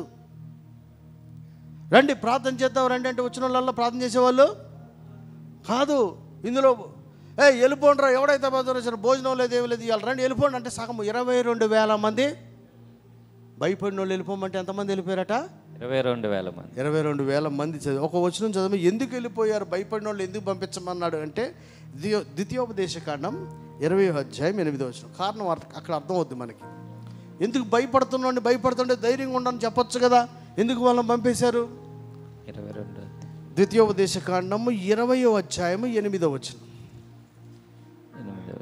నాయకులు జనులతో ఎవడు భయపడి మెత్తని గుండెగల వాడగునో వాడు తాను అధైర్యపడి రీతిగా తన సహోదరుల గుండెలను అధైర్యపరచబడినట్లు తన ఇంటికి తిరిగి వెళ్ళవచ్చునని చెప్పవలెను.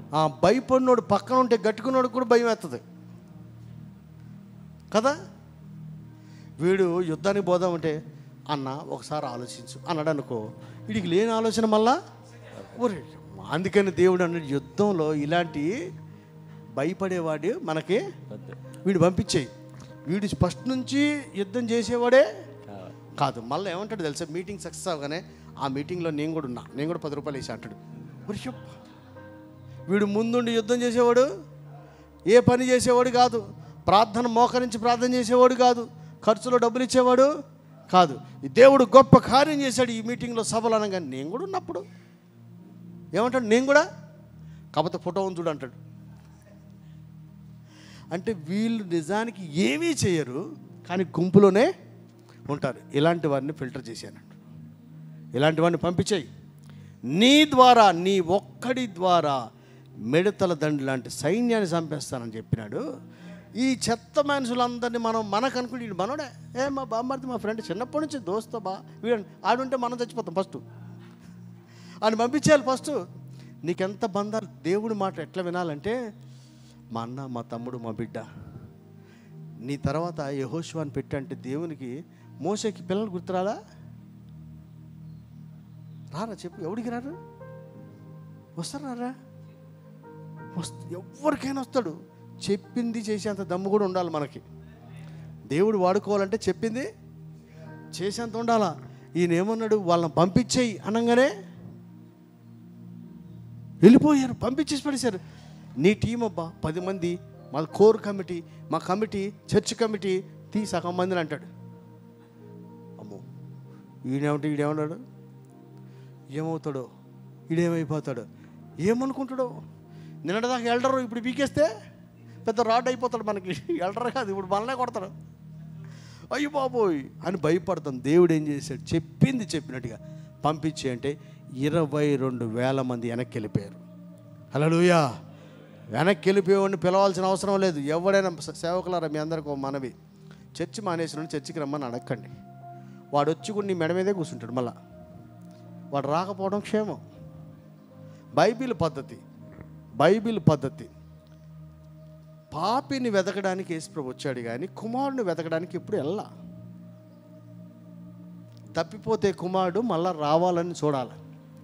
వచ్చినప్పుడు పొలలో పెట్టకుండా చాలు ఆడికి గప్పాలి. నాకు తప్పైన వచ్చాడు కలపాలి. నన్ను కూడా అట్లా అనుకుంటూ ఇది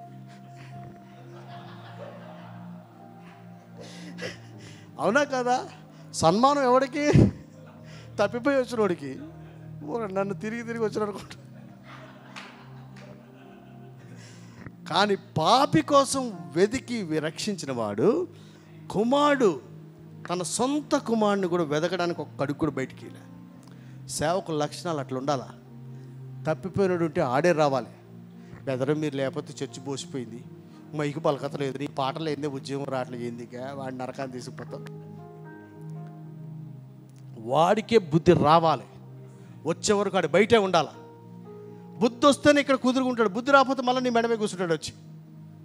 నేను చెప్తున్నా కదా, ఈ రోజు వరకు చర్చిలో ఎవరిని చర్చికి రా అని నేను అన్నాం. ఎందుకు అట్లా? నేను ఒక్క పిలిపిలితే నాకు ఉన్నంత పెద్ద సంఘం ఎవరికి ఉండదు. నా నవ్వానిచ్చే వాళ్ళు ఎంతమంది ఉన్నారు కానీ ఎప్పుడు పిలవలా. పిలిచావా ఆడు నేను ఎత్తి మీదే. ఇది జీవము కలిగిన దేవుని సంఘం, దేవుని చేత నియమించబడిన దైవజనుడు. ఇక్కడ నాకు క్షేమము, ఇక్కడ నేను రాకడకు సిద్ధపడతా అని వాడికి అనిపిస్తాడు. ఎక్కడికి పోవడం. హల్లెలూయా. నువ్వు పిలుచుకుంటాడు దూపేస్తాడు. వాళ్ళకే అనిపించాలి, అప్పుడు వాళ్ళు పోవడానికే ఉండదు. ఆ అనిపించింది గనక పేతురు అన్నాడు, నీవే నిత్య జీవం కలగా మాటలకమ్మి ఆడిపోతావు అన్నాడు. అనిపిస్తే ఎక్కడికి పోడవు, నువ్వు పిలిపించుకుంటే ఎప్పుడైనా పోతాడు. హల్లెలూయా, హల్లెలూయా. గిద్యోను తన ఇంటిలోంచి ప్రక్షాళన స్టార్ట్ చేస్తే దేవుడు ఏమన్నా తెలుసా, మనకంటూ ఒక టీం ఉంటుంది. ఏదైనా ప్రోగ్రామ్ చేద్దామంటే టీం ఉంటుందా లేదా? దేవుని సన్నిధిలో నిలబడబ్బా, సగం మందిని బీకేస్తాడు ఆయన. నిన్ను బీకేడు, వాళ్ళనే తీసేస్తాడు. ఇంతమంది అనవసరం రా బాబు.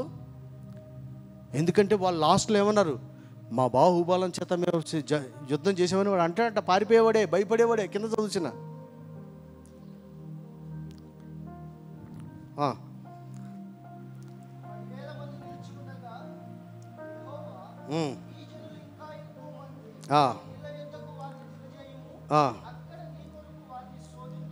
అక్కడ నీ కొరకు వారిని శోధించదు.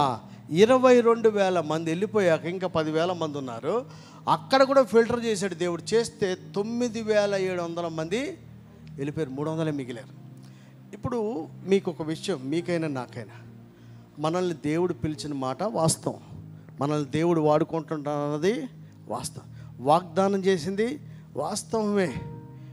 నీవే ఇశ్రాయేలుకు విమోచనగా, నీ ద్వారానే రక్షణ అన్నది కూడా వాస్తవమే. కానీ పని ఎక్కడి నుంచి స్టార్ట్ చేయాలా? ఇంటికాడి నుంచి స్టార్ట్ చేయాలి.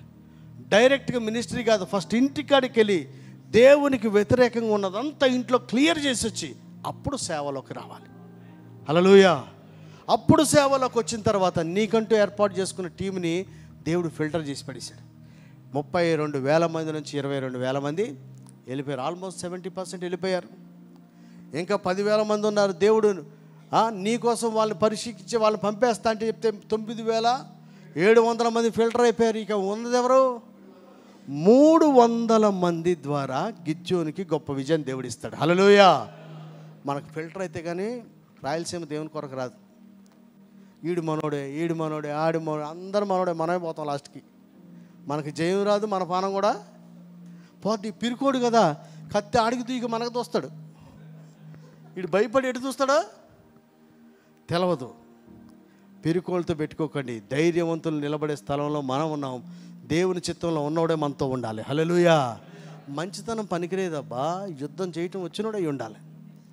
మంచితనంతో యుద్ధం శత్రువుని గెలుస్తామా? యుద్ధంలో యుద్ధమే రావాలి. దేవుని చిత్తాన్ని బట్టి యుద్ధం చేయడం రావాలి. ఆ రావాల్సిన దాంట్లో మళ్ళీ చెప్తున్నాండి, మన టీము 32,000 మంది, దేవుని టీము 300 మంది. ఆ ఫిల్టరేషన్కి నువ్వు ఒప్పుకోవాలి, నేను ఒప్పుకోవాలి. మనకు జయం వాడుకోవాలంటే ఏం చేయాలి? ఇప్పుడు ఫిల్టర్ చేసేది ఎవరు? మరి ఆయన చెప్పినప్పుడల్లా మన అమ్మ, మన భార్య ఉంటుంది, మన కొడుకుని బీకేస్తాడు, ఒకసారి బామ్మర్దిని తీసేస్తాడు. నా కుటుంబం నన్ను ఏకాకిం చేసామంటాడు. ఏకాకిం చేస్తే నీకు నిన్ను రాజుని చేస్తాడు. తర్వాత ఈ యుద్ధంలో మటుకు వాళ్ళు మీకు చెప్పనా, చాలామంది సేవకులు, గొప్ప గొప్ప సేవకులు, బహుగా వాడబడిన వాళ్ళందరూ కూడా వాళ్ళ పిల్లలకి స్థానం ఇచ్చి మొత్తం సేవను కోల్పోయిన వాళ్ళు ఇంతమంది ఉన్నారు. మీకు తెలుసా, చూసారో లేదు? మా ఏరియాలో చాలామంది ఉన్నారు. నిజానికి వాళ్ళు చాలా కష్టపడి సేవ చేసి ఒక మంచి స్థాయికి తెచ్చిన తర్వాత కొడుకు మీద ఉన్న మమకారంతో రాంగ్ పర్సన్కి దేవుని సేవను అప్పగిస్తుంది, మొత్తానికి పోయింది. చాలామంది ఉంటారు అట్లా. ఫిల్టరేషన్ ఎవరు చేయాలా? యేసన్న గారు ఫిల్టరేషన్కి ఒప్పుకున్నాడు. ఎవరినో తీసి అబ్రహాం గారికి ఇవ్వమంటే, మరి చిన్నప్పటి నుంచి నాతో డప్పు కొట్టినోడు ఎవడు, కీబోర్డ్ వేసినోడు ఎవడు, మైకి పెట్టినోడు ఎవడు, చే చేసినోడు ఎవడు, ఈ అబ్రహాం యాడ్ నుంచి వచ్చాడు, వీడు మధ్య నుంచి వచ్చినాడు అన్నాడా? ఆయన చెప్పిన ఫిల్టరేషన్కి యేసన్న గారు ఒప్పుకున్నారు కనుక నేటికి నీ ఆ పరిచర్య అలా నిలిచి ఉంది. హల్లెలూయా, హల్లెలూయా. ఫిల్టరేషన్కి ఒప్పుకోవాలి మనం. నేను ఒకటే చెప్తా, మా డాడీ మా అబ్బాయికి చెప్తా. వాడికి ఏం చెప్పానంటే, ఒరే నల్లగొండ నీది కాదు, దేవుడు పిలిస్తే నేను వచ్చా. విశాఖపట్నం నీది కాదు, దేవుడు చెప్తే చిన్నాను అక్కడ పోయాడు. ఈ రెండు నీది అవ్వచ్చు, కాకపోవచ్చు. దేనికైనా సిద్ధంగా ఉండాలి. ఎందుకంటే తాతయ్య అనగా మా డాడీ చేసింది ఏలూరులో సేవ. ఆ సేవలో ఇంతకంటే మంచిగా ఉంది మా చర్చ్ బిల్డింగ్. 600 గజాల్లో మా ఇల్లు చర్చ్ ఉండేది. మా ఊరికి మాదే పెద్ద బిల్డింగ్, ఫస్ట్ బిల్డింగ్. మా ఊర్లో మాదే ఫస్ట్ కారు. మా ఊర్లో మాదే రాజ్దూత్ బైక్. మా ఊర్లో మాకే 3 రోడ్ల మధ్యలో ఎకరంన్నర ఉంది. మా ఊర్లో మాకే 25 ఎకరాల జీడి తోట ఉంది. మా ఊర్లో మాకే 16 పోర్షన్లు ఇల్లు కట్టి డాడీ కిరాయికి ఇచ్చాడు. ఏదైనా మా ఊర్లో మాకే ఫస్ట్. అక్కడ సంఘంలో నేను లేను, మా తమ్ముడు లేడు. మా డాడీ కూడా దేవునితో సహవాసం చేసినాడు కనుక దేవుడు పిల్లల్ని ఎక్కడ పంపిస్తే అక్కడ అనుకున్నాడు. కానీ ఒరే ఎదవల్లారా, ఇది ఎవరికి తీసుకుంటాడరా, ఇదంతా మీకే అనలేదు. డాడీ నన్ను విశాఖపట్నం వెళ్ళమన్నాడు అని మా తమ్ముడు 98 చెప్తే సరిపో నేను మా డాడీ పోయి అక్కడ తన చేతనైన సహకారం అప్పుడప్పుడు పోయి అక్కడ ఉండేటాడు. నేను నల్గొండ, డాడీ నన్ను నల్గొండ రమ్మన్నాడు. అంటే మా డాడీ ఆ వయసులో 300 కిలోమీటర్లు 350 కిలోమీటర్లు ఉంటుంది ఏలూరు నల్గొండకి. ఆదివారం అక్కడ సర్వీస్ చూసుకొని మిగతా రోజులు నాతో ఉండేవాడు. వీడు కొత్తగా వచ్చాడు సేవకి, వీడికి ఏమైనా హెల్ప్ చేద్దామని. కానీ ఈ బిల్డింగ్ ఎవడికి పోతురా, ఈ సంఘం ఎవడికి పోతురా, ఏం దేవుడు అని చెప్తావురా దరిద్రుడా అని మమ్మల్ని తిట్లా. ఆయన మాటకి మేము లోబడ్డాం. మా డాడీ కూడా మాకు సపోర్ట్ చేశాడు. హల్లెలూయా. అందుకని మేము ఇటు మాత్రం ఉండగలిగినాం. ఫిల్టర్ చేయడానికి దేవుడు చెప్తే మన ఇంటోడైనా సరే మనం ఒప్పుకోవడానికి సిద్ధంగా ఉండాలి. హల్లెలూయా, హల్లెలూయా. మా డాడీ అనేవాడు, మా తమ్ముడు రేకుల షెడ్లో ఉంటుంటే, రేకులు అంటే కార్ పార్కింగ్ షెడ్లో, ఒక ఇంటి బిల్డింగ్ ముందు కార్ షెడ్ వేస్తారు కదా రేకులు, అందులో ఉన్నాడు విశాఖపట్నంలో. మా డాడీకి వెళ్తే బాధ, అరే మన ఇల్లు ఏందిరా, బాత్రూమ్ అంత లేదు, ఇది ఇక్కడొచ్చి నువ్వు ఉంటావు ఏంటి అని బాధపడతా. తండ్రి, ఏ తండ్రికి బాధ అవ్వదు? అవుతుందా లేదా? మనకే 15 పోర్షన్లు ఉన్నాయి, మన బిల్డింగ్ ఏంది, మన చర్చ్ ఏంది, నువ్వు ఒకడు ఇంటి ముందున్న రేకుల షెడ్లో కార్ పార్కింగ్లో నువ్వు ఉంటావు ఏంట్రా అని బాధపడ్డాడు. కానీ దేవుని చిత్తం ప్రకారం మా కొడుకు వచ్చాడని చెప్పి వానికి సపోర్ట్గా చేశాడు. ఫిల్టరేషన్కి మనం వాడిని ఒప్పుకోకుండా మా డాడీ సంఘంలోనే పెడితే అదే 100 మందికి ఉండేవాడేమో, ఇప్పుడు లక్షల మందికి దీవెనకరంగా దేవుడు మార్చాడు. హల్లెలూయా. ఫిల్టరేషన్కి ఒప్పుకోవాలా. ఎవరిని కాదంటే ఆడనే కాదనాలి. బంధువులు అందరూ అన్నారు మా వాడిని, వీడేంది ఏం సేవ చేస్తాడు, ఎవరు సేవ చేయడా భూమి మీద, వీడు పెళ్ళికి రాడు, దినానికి రాడు, ఎవడ బంధువుల కంటే ఎక్కువ అన్నోళ్ళల్లా. ఇప్పుడు ఎవడ పెళ్ళి పెట్టుకున్నా జపన్యా నీ ఖాళీగా ఉన్నట్టు ఏడు చెప్పు, అప్పుడే మా బిడ్డ పెళ్ళి పెట్టుకుంటాం అంటున్నారు. ఒకప్పుడు తిట్టినోడే. మనము దేవునికి మొదటి స్థానం ఇవ్వాలి. హల్లెలూయా. మన సర్కిల్ ఎవరై ఉండాలా, దేవుడు డిసైడ్ చేయాలా. వీళ్ళు మంచోడే, వీళ్ళు మంచోడే, వీళ్ళు మంచోడే, వీళ్ళు అందరూ మంచోళ్ళే అండి. ఈ యుద్ధానికి వాళ్ళు పనికిరారు. ఇప్పుడు మనం చేస్తున్న ఈ యుద్ధానికి, నిన్ను పిలిచిన పర్పస్కి వీళ్ళు పనికిరారు, ఇంకో దానికి పనికి వస్తారండి. ఆ సౌండ్ సిస్టమ్ వాడిని బాగా పెడతాడు, ఇంకో కీబోర్డ్ కొట్టడానికి అవి కొడతాడు అని చెత్త అనకూడదు. ఈ పనికి పనికిరాడు, అంతవరకే. మనిషిని ఎవరిని వేస్ట్ వ్యర్థుడా అని అనొద్దనుంది బైబిల్లో. వాడు ఈ పనికి పనికిరాడు. నేను ఐఎఫ్జేలో పాస్టర్లందరికీ కొన్ని చెప్తా. పాస్టర్లు పెద్దోళ్ళు కాబట్టి నేనంటే మా కోపం వస్తుంది వాళ్ళకి. ఒకడేమన్నాడు తెలుసా, ఒక పాస్టర్ గారు సెమినార్లో, నేను ఆయన చెప్పింది రెవరెండ్ డాక్టర్ బిషప్ అని రాయలే, పాస్టర్ అని రాసిన అంతే. మా బావ మీటింగ్లు పెడతాడు సెమినార్లో, నేను రిజిస్టర్ చేస్తుంటే పెద్ద ఆయన వచ్చాడు, రెవరెండ్ డాక్టర్ బిషప్ అన్నాడు. సర్లే ఏదైతే ఏమైతే నా పుస్తకంలో నేను పాస్టర్ అని ఆయన పేరు రాశా. ఆయనకి బీపీ వచ్చింది నన్ను చూసి. ఏమన్నా తెలుసా, నీకు ఎంతమంది అన్నాడు. అప్పుడు 20 మంది అన్నాడు. ఎంతమంది ఉన్నారు చర్చలు అన్నాడు. 20 మంది ఉన్నాడు. నువ్వు నాకు చెప్పొచ్చినవా, రైట్ బిషప్ రెవరెండ్ డాక్టర్ అన్నాను. ఊరని నీ మంది, ఇప్పుడు నువ్వు 20 మంది ఉన్నా రెవరెండ్ డాక్టర్ బిషప్ అయినా నేనిచ్చే ఛార్జీ మీద ఆధారపడే ఒత్తివి. ఇప్పుడు నీకు ఛార్జ్ ఇవ్వాలంటే నేనేగా పేరు రాసేది, నీకు భోజనం రావాలంటే కూపన్ రావాలంటే నేనేగా. నీ బెదిరిపోయింది రెవరెండ్ డాక్టర్ బిషప్, నీకు అన్నం పెడతా ఇప్పుడు ఇక్కడ నేను చెప్తేనే. చాలామందికి వాళ్ళని ఎవడు తక్కువ చేయలేడు, దేవుడే మళ్ళీ హెచ్చేసాడు. నువ్వు చెప్పుకున్నంత మాత్రం పెరగవు, నువ్వు చెప్పుకున్నంత మాత్రం తగ్గేదేమీ లేదు. దేవుడు నీకు వాగ్దానం చేసి నిన్ను వాడుకోవాలనుకుంటే, దైవజనులారా, మన వాగ్దానం కరెక్టే, పిలుపు కరెక్టే, దేవుడు నీతో ఉంటానని చెప్పినటువంటి మాట కరెక్టే. నిన్ను ఒక్కడనే వాడుకొని దేవుడు మిడతల లాంటి సైన్యం మీద గొప్ప జయం చేస్తాను, ఆ మాట కరెక్టే. అసలైన సంగతి మర్చిపోయావు. నీ ఇంటికి వెళ్ళి దేవునికి వ్యతిరేకమైనట్టు పడగొట్టమన్నాడు. వాటి గురించి ఏం ఆలోచించట్లేదా?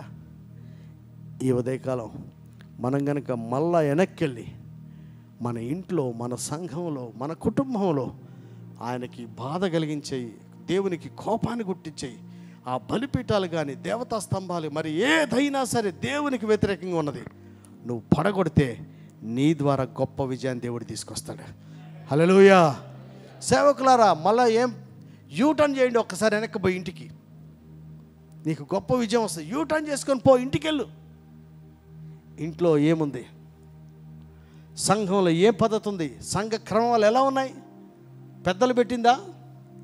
నేను ఎక్కడైనా కూడా చెప్తా, ప్రజలు చెప్పినట్టు వింటే అహరోను దూడం చేశాడు.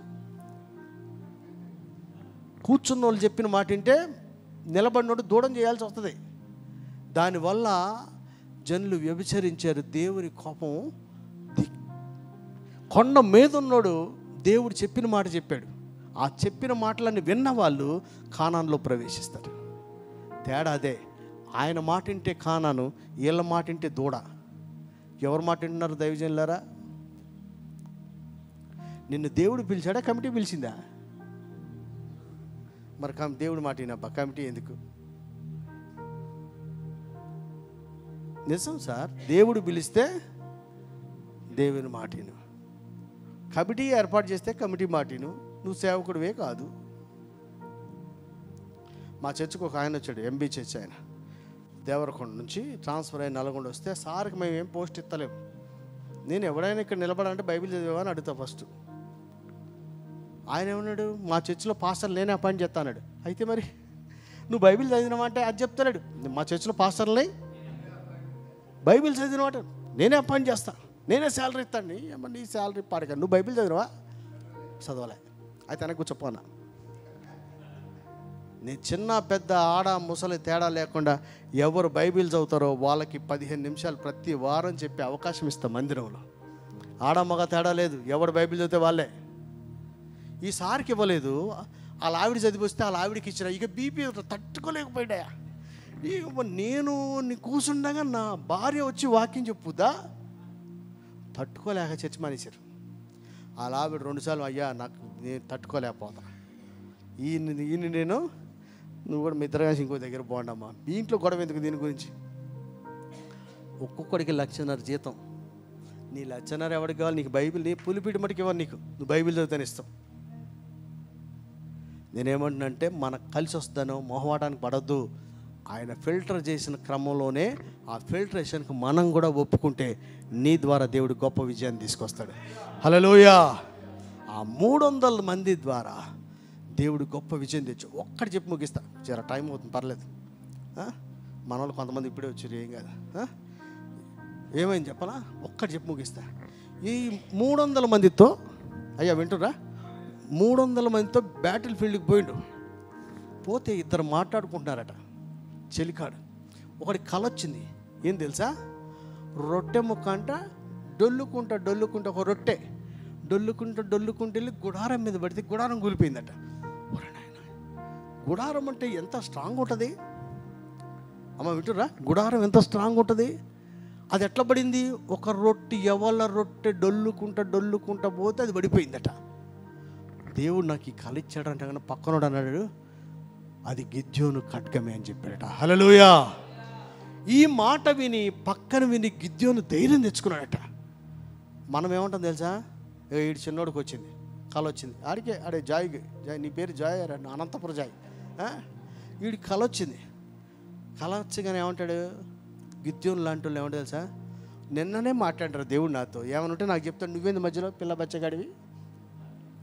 పాస్టర్లు ఎట్టున్నారంటే, నిన్ననే దేవుడు నాతో, నిన్న మాట్లాడు, మొన్న మాట్లాడు, ఆ రోజు మాట్లాడు, రాత్రి మాట్లాడు, ఇప్పుడేంది నువ్వేంది మధ్యలో అని తీసి పడేస్తాం. ఆ చెలికానికి వచ్చిన దర్శనం ఏంటంటే, ఆ యవల రొట్టె గిద్యోను ఖడ్గమని, ఆ గుడారమేమో మిద్యానీయుల సైన్యమని, ఈ రొట్టె ముక్కబోయి అది పడితే అది పడిపోయిందని చెలికానికి వచ్చిన దర్శనాన్ని ఈయన నమ్మి ధైర్యం తెచ్చుకున్నాడండి. హల్లెలూయా. చర్చిలో ముసలమ్మో పిల్లోడో చెప్తే పాస్టర్ గారికి ధైర్యం రావాలి, కానీ in the name of just నోర్ మై ఏం మాట్లాడుతున్నావు కదా నువ్వు, దర్శనం చెప్పేంత అయ్యావా? పెద్దోళ్ళని చూడండి అబ్బా. ఏలీ కూడా ఏం చెప్పాడు చెప్పిన ఆయన అని బాలుడు సమూయేలుని అడిగాడండి. సేవకుల లక్షణం. దేవుడు మనకే కాదు సొంతం, ఆయనకి కూడా. వాళ్ళతో మాట్లాడితే ఏమైంది? చాలామంది అంటారు పెద్దోళ్ళకే దేవుడు, చిన్నోళ్ళకి దేవుడు కాదా? దేవుడు ఎవరితో అన్నా, ఎవరితో ఏం మాట్లాడినా అది దీనికి సరిపోయి ఉండాలి. హల్లెలూయా. పాస్టర్ గారికి రాత్రి కలొచ్చి సాయిబాబా టెంపుల్లో ప్రసాదం తింటే నేను చచ్చిపోలేదని కలొచ్చింది అనుకో, వీడి తినేసాడు అనుకో, ఆడు పెద్ద పాస్టర్ అయిపోడు. ఏదైనా వాక్యానికి లోబడి ఉండాలి, దీనికి ఉండాలి, చిన్న పెద్ద కాదు. గిద్యోనికి మళ్ళీ చెప్తున్నాడు, దేవుడే దర్శించి, దేవుడే వాగ్దానం చేసి, దేవుడే ముమ్మారు మాట్లాడిన, తన ఇంట్లో నుంచి ప్రక్షాళన ప్రారంభించిన, ఏమంటారు ఫిల్టరేషన్కి ఒప్పుకున్న, బ్యాటిల్ ఫీల్డ్లో నిలబడిన, చెలికానికి వచ్చిన దర్శనాన్ని కూడా నమ్మి దాన్ని బట్టి దేవుని స్తుతించాడు. హల్లెలూయా. సేవకులారా, మనకు కూడా మన పిల్లలకి దర్శనాలు. ఇప్పుడు నార్త్ ఇండియా నేను సేవ చేస్తున్నా అంటే దేవుడు నాకు చెప్పలేదు సార్. ఒక మాట చెప్పనా, ఇది దేవుడు అంటే నర్సింగ్ చెప్పింది కాదు. మా డాడీ వాళ్ళ చర్చిలో కూలికి పోయి ఒక అమ్మాయికి దేవుడు చూపించాడు. డైలీ లేబర్ చేసుకునే ఒక అమ్మాయికి దేవుడు దర్శించి డాడీకి చెప్పిండంటే, మమ్మీకి చెప్పిండంటే, మీద పెద్ద అబ్బాయిని హిందీ ప్రజల మధ్యలో దేవుడు వాడుకుంటాడు. ఆ అమ్మాయి నాకు చెప్పలే, ఆమెకి దేవుడు చెప్పాడు, దేవుడు నాకు చెప్పలే, తన ద్వారా చెప్పాడు. ఆ మాటను పట్టుకొని 18 ఏళ్ళగా నేను నార్త్ ఇండియాలో పరిచయం చేస్తున్నా. హల్లెలూయా. అన్నీ నీకే చెప్పాలంటే ఎట్టా? చాలామంది దేవుని చిత్త విధానం బ్రదర్ ప్రార్థన చేస్తా కనిపెడతా, దేవుడు నాకు కూడా చెప్తాడు. అన్నీ నీకు చెప్తాడు ఏంది అసలు? అని నీకేం చెప్తాడు? కొన్ని నీకు చెప్పడు, కొన్ని నీకు చెప్పడు. చెప్పాల్సినోడికే. ఆ దర్శనాన్ని కూడా మనం నమ్మాల. అలా నమ్మినప్పుడు గిద్యోను ద్వారా దేవుడు గొప్ప విజయాన్ని తీసుకొచ్చాడు. అనంతపూర్లో, రాయలసీమలో, మన దేశంలో దేశాన్ని దేవుని కొరకు సంపాదించాలంటే దేవుడు నిన్ను నన్ను పిలిచిన మాట వాస్తవమే. ఈ రోజున ఒక్కసారి యూటర్న్ తీసుకొని ఇంటికి పోండి, మీ సంఘానికి పోండి, మీ కుటుంబంలో, మీ వ్యక్తిగత జీవితంలో దేవునికి ఆయాసకరంగా కట్టిన బలిపీఠాలు, దేవతా స్తంభం, నిలబెట్టిన దేవతా స్తంభాలు ఏమున్నాయో మొదట వాటిని పడగొట్టి రావాలి. వాటిని పడగొట్టి వస్తే స్ట్రాటజీ ఏంటో దేవుడే చెప్తాడు నీకు. హల్లెలూయా. పడగొట్టరండి. నీకు ఎలా యుద్ధం చేయాలో, ఎంతమందిని తీసుకెళ్లాలో దేవుడే చెప్తాడు. ఆ కొద్ది మంది ద్వారా దేవుడు గొప్ప సైన్యాన్ని జయించడానికి శక్తిని ఇచ్చాడు. హల్లెలూయా. హల్లెలూయా. ఇంతమంది గిద్యోను ముగింపు బాల. నేను ఒకటి చెప్పి ముగిస్తే చదవ మాకు చిన్న. ఆయన ఏం చేశాడంటే, గిద్యోను కుమారులు మీ వలన మాకు గొప్ప జయం వచ్చింది, ఎప్పటికి మీరే మమ్మల్ని ఏలాలి అంటే, హే మేము ఏలడం ఏందిరా, యెహోవా మిమ్మల్ని ఏలుగాక అని చెప్పిన ఆయన, మీకు ఎంత సాఫ్ట్ కార్నర్ ఉంటే మా మీద అందరు కొద్ది బంగారం తెచ్చి నాకు ఇవ్వండి అన్నాడు. బైబిల్ చదువుకుని తర్వాత చెప్తా, టైం అయింది చెప్తున్నా. గిద్యోనికి జయం, పిల్లలకు జయం, మీరే మమ్మల్ని ఏలాలి అంటే వద్దు దేవుడే అన్న ఆయన వాళ్ళ లోపటి నుంచి ఏమన్నాడు తెలుసా, మీకు అంత సాఫ్ట్ కార్నర్ ఉంటే వాళ్ళని రిక్వెస్ట్ చేశాడట, కొంచెం బంగారం అందరు ఇవ్వండి కొంచెం అని. అందరు బంగారం తెస్తే ఈయన దాంతో ఎఫోద్ చేయించుకున్నాడు. అది తన ఊర్లో, తన ఇంట్లో పెట్టుకున్నాడు. ఏమైంది తెలుసా, అక్కడ రాసింది గిద్యోను చేసిన పని అతని కుటుంబానికి ఉరి అయిందట. చాలామంది గొప్ప సేవ చేస్తారు, ముగింపు బాగోదు. లాస్ట్లో ఈయనకి బంగారం మీద మనసు పడ్డది, డబ్బు మీద మనసు పడ్డది. దాంతో ఒక ఎఫోద్ చేయించుకొని పెట్టుకుంటే ఎంత నీ కుటుంబానికి ఇది ఉరి అంటే 40 ఏళ్ళు పరిపాలించాడు, బాగానే ఉన్నాడు. ఆయన తర్వాత ఏమైంది తెలుసా, ఒక్క దినమున గిద్యోను చేసిన పనికి 70 మంది అతని కొడుకులు ఒకే రోజు చచ్చిపోయారు, హత్య చేయబడ్డారు. సేవకులారా, సక్సెస్ బాగానే ఉంటుంది, లాస్ట్ వరకు చేస్తున్నావు. గొప్ప విజయం తర్వాత నీ యాటిట్యూడ్ ఎట్లా ఉంటుంది? బంగారం మీద పోతుందా మనసు? ఇప్పుడు డబ్బు పిచ్చి పట్టిన వాళ్ళందరూ ఒకప్పుడు రోషం కలిగి సేవ చేసిన వాళ్ళు కాదా? ఎన్నో త్యాగాలు చేసిన వాళ్ళు కాదా? తినక రోషంగా దేవుని కొరకు నిష్టగా బతికిన వాళ్ళు కాదా? ఒక గొప్ప విజయం తర్వాత వాడికి బంగారం మీద పడి, మీరు కాస్త నాకు బంగారం ఇవ్వండి అని చెప్పి ఎఫోద్ చేయించుకున్నాడు. ఎఫోద్ ఎవడేసుకోవాలా? మరి వీడికెందుకు? కొంతమంది కోరుకుంటుంది, ఈ పాస్టర్ పుట్టుకుమంటే బాగుడు, నెక్స్ట్ నేనే పాస్టర్ అనుకుంటారు. సంఘంలో చాలామంది ఉంటారు, వీడు పోతే బాగుడా, నా జీవితాశయం పులి పట్టుకొని ప్రియులారా అనాలని అడుగు బాగా ఉంటుంది. ఒరే అదే ఊరైపోద్ది నీకు. ఈయనకి గిద్యోను ఖడ్గంతో జయం మీద తీసుకొచ్చిన ఆయనకి ఎఫోద్ అవసరమా? అందరి దగ్గర డబ్బులు తీసుకుని ఎఫోద్ చేసి పెట్టుకున్నాడు. చూడండి, తర్వాత చూడండి, ఆ అధ్యాయంలో ఉంటుంది, కింద అధ్యాయంలో. వదిలేమా, నేను చెప్తాను. అది అతని కుటుంబానికి ఉరి అని దేవుడు చెప్పాడు. ఒక్క రాత్రిలో 70 మంది కుమారులు చచ్చిపోయారు. దైవజనులారా, మీరు ఎంత మంచిగా సేవ చేసినా లాస్ట్లో గనక ఇలాంటి ఒక ఆశ మీకుంటే ఆ ఆశ మీ కుటుంబాన్ని నాశనం చేసేస్తాయి.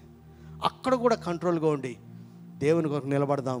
మనమే ఆ ప్రజలు చెప్పినట్టుగా గిద్యోను తర్వాత తన పిల్లలు కూడా ఏలువారిగా ఉంటారు. అలా ఉండకుండా కారణం ఎవరయ్యారు? ఈయనే ఒకప్పుడు ఇంట్లో ప్రక్షాళన చేసిన ఆయన, ఈయననే ఇంటి ప్రక్షాళన చేసిన ఆయన, ఇప్పుడు ఇంటికి ఊరి అవ్వడానికి కూడా ఈయన పనే కారణమైంది. సేవకులారా, నీ వల్లే కుటుంబం దీవించబడింది. ముగింపులో నీ వల్ల కుటుంబం శపించబడకూడదు. జాగ్రత్త కలిగి ఉందాం. దేవుడు గిద్యోనులాగా నిన్ను వాడుకొని ఈ రాయలసీమ ప్రాంతంలో, భారతదేశంలో కొద్దిమంది అయినటువంటి మన ద్వారా గొప్ప విజయాన్ని దేవుడు మనకిస్తాడు. దేవుడు ఈ మాటలు దీవించుగాక. ఆమేన్. ప్రార్థన చేద్దాం. మోకరించగలిగిన అందరూ మోకరించండి. కొద్ది నిమిషాలు ప్రార్థన చేద్దాం. అందరూ మోకరించి వాక్యాన్ని ధ్యానించ. కొద్ది నిమిషాలే, ఎంతసేపు ఉన్నాం? కొద్ది నిమిషాలు. Thank you Jesus. Hallelujah, hallelujah. మోకరించి ప్రభు సన్నిధానంలో దేవుడు మాట్లాడినటువంటి ప్రతి ఒక్క మాటను కూడా మన మనసులో ధ్యానం చేసుకుంటూ, దేవుని యొక్క మాటలను మనం మనసులో ధ్యానం చేస్తూ, ప్రభువా నువ్వు మాట్లాడినటువంటి మాటను బట్టి వందనాలు. గిద్యోన్ని పిలిచినటువంటి దేవుడు, గిద్యోనితో మాట్లాడిన దేవుడు, గిద్యోనికి వాగ్దానం ఇచ్చిన దేవుడు, ఈరోజు నా గురించి, నా పరిచర్య గురించి కూడా నువ్వు నాకు ఇచ్చిన విధానమును బట్టి నీకు స్తోత్రమయ్యా, స్తోత్రమయ్యా, స్తోత్రమయ్యా. అయ్యా, గిద్యోనుతో మాట్లాడిన దేవుడు నీతో కూడా మాట్లాడాడు సేవకుడా. గిద్యోను పిలిచిన దేవుడు నిన్ను కూడా పిలిచాడు. గిద్యోను పరాక్రమం కలిగిన బలాఢ్యుడు అని పేరు పెట్టి పిలిచినటువంటి దేవుడు నీకు వాగ్దానం ఇచ్చాడు. అయినా ఆయన కొరకు వేచి ఉన్నాడు. ఎవరితో సహవాసం ఉండాలి? ఎవరు నీతో సహవాసం ఉండాలి? యుద్ధం చేయడానికి ఎవరితో నీవు వెళ్ళాలి? ఎట్లా విజయం సాధించుకోవడానికి ఏ నియమ నిబంధనల ప్రకారంగా గిద్యోను వెళ్ళాడు. ఈరోజు నువ్వు వెళ్తున్నావు. దేవుని సేవకుడా, ప్రారంభం అనేది ఎంతో గొప్పగా ఉంటుంది, ముగింపు కూడా అంతే గొప్పగా ఉండాలి. ప్రారంభం అనేది ఎంత ఆశీర్వాదకరంగా ఉన్నది, ముగింపు కూడా అంతే ఆశీర్వాదకరంగా ఉండాలని ఈరోజు చెప్పబడినటువంటి ఈ వాక్యాన్ని సేవకులైన మనం అందరము కూడా అన్వయించుకుంటూ, సరిచేసుకుంటూ, సరిదిద్దుకుంటూ నీ ప్రక్షాళన ఇంటి యొద్ద నుంచే ప్రారంభించబడాలి. భార్య నుంచి, పిల్లల నుంచి, వ్యక్తిగత జీవితంలో నుంచే మనకి ప్రక్షాళన ప్రారంభించబడాలి. మన పరిచర్య అనేది మన కుటుంబం నుంచే ప్రారంభించబడాలి. ఈరోజు అక్కడి నుంచే ఉజ్జీవం, అక్కడి నుంచే కార్యాలు, అక్కడి నుంచే సాక్షిగా అనేక మందికి దేవుడు ఉంచాలనుకుంటూ ఉన్నారు. ఒకవేళ దేవుడు చెబితే కనుక ఇంటి వాళ్ళైనా సరే పక్కన పెట్టాలి, బంధువులైనా సరే పక్కన పెట్టాలి. అది దేవుని చిత్తం కాదు అనంటే ఎవరినైనా సరే పక్కన పెట్టాలి. ఎవరికైనా సరే ఆ స్థానాన్ని ఇవ్వాలి. ఎవరినైనా సరే నాయకుడిగా, సేవకుడిగా మనం నిలవబెట్టాలి. అది నాది, నా కుటుంబం అనుకుండా దేవుడు చెప్పింది చేశాడు. దేవుడు చెప్పింది చేయడం కూడా చాలా ధైర్యం కావాలి. దేవుడు చెప్పింది చేయడం చాలా త్యాగంతో కూడిన పని. దేవుడు చెప్పినటువంటి చేయవలసిందంటే చాలా కష్టంతో కూడింది. గిద్యోను చేశాడు. ఈరోజు నేను కూడా చేస్తాను ప్రభువా, ఈరోజు నేను కూడా చేస్తాను. అది నా కుటుంబ పక్షాన్ని చేస్తాను, నా సంఘం పక్షాన్ని చేస్తాను ప్రభువా.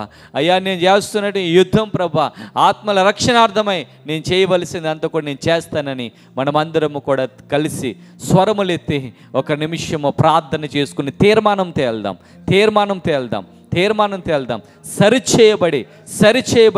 సరిచేయబడి ఒక తీర్మానంతో ఈ స్థలం నుంచి వెళ్దాం బిడ్డలారా. ఒక తీర్మానంతో ఈ స్థలం నుంచి వెళ్దాం. చంటి పిల్లలతో కూడా దేవుడు మాట్లాడతాడు, వృద్ధులతో కూడా దేవుడు మాట్లాడతాడు. అది అంగీకరించే మనస్సు మనకు ఉండాలి. ప్రభువానికి వందనాలు ప్రభువా. విన్న వాక్యాన్ని హృదయంలో ఫలింపచేయండి అయ్యా. విన్న వాక్యాన్ని హృదయంలో ఫలింపచేయండి. ఉన్న వాక్యంలో హృదయంలో ఫలింపచేయండి అని వాక్యం నిమిత్తం మనం సరిచేయబడి ప్రార్థన చేద్దాం. మన మధ్యలో ఉన్నటువంటి సేవకులు విజయ్ గారు ఈ వాక్యం నిమిత్తం ప్రార్థన చేస్తారు. పురుషుల్లో, అదేవిధంగా స్త్రీల్లో సహోదరి పాస్టమ్ గారు, పద్మ గారు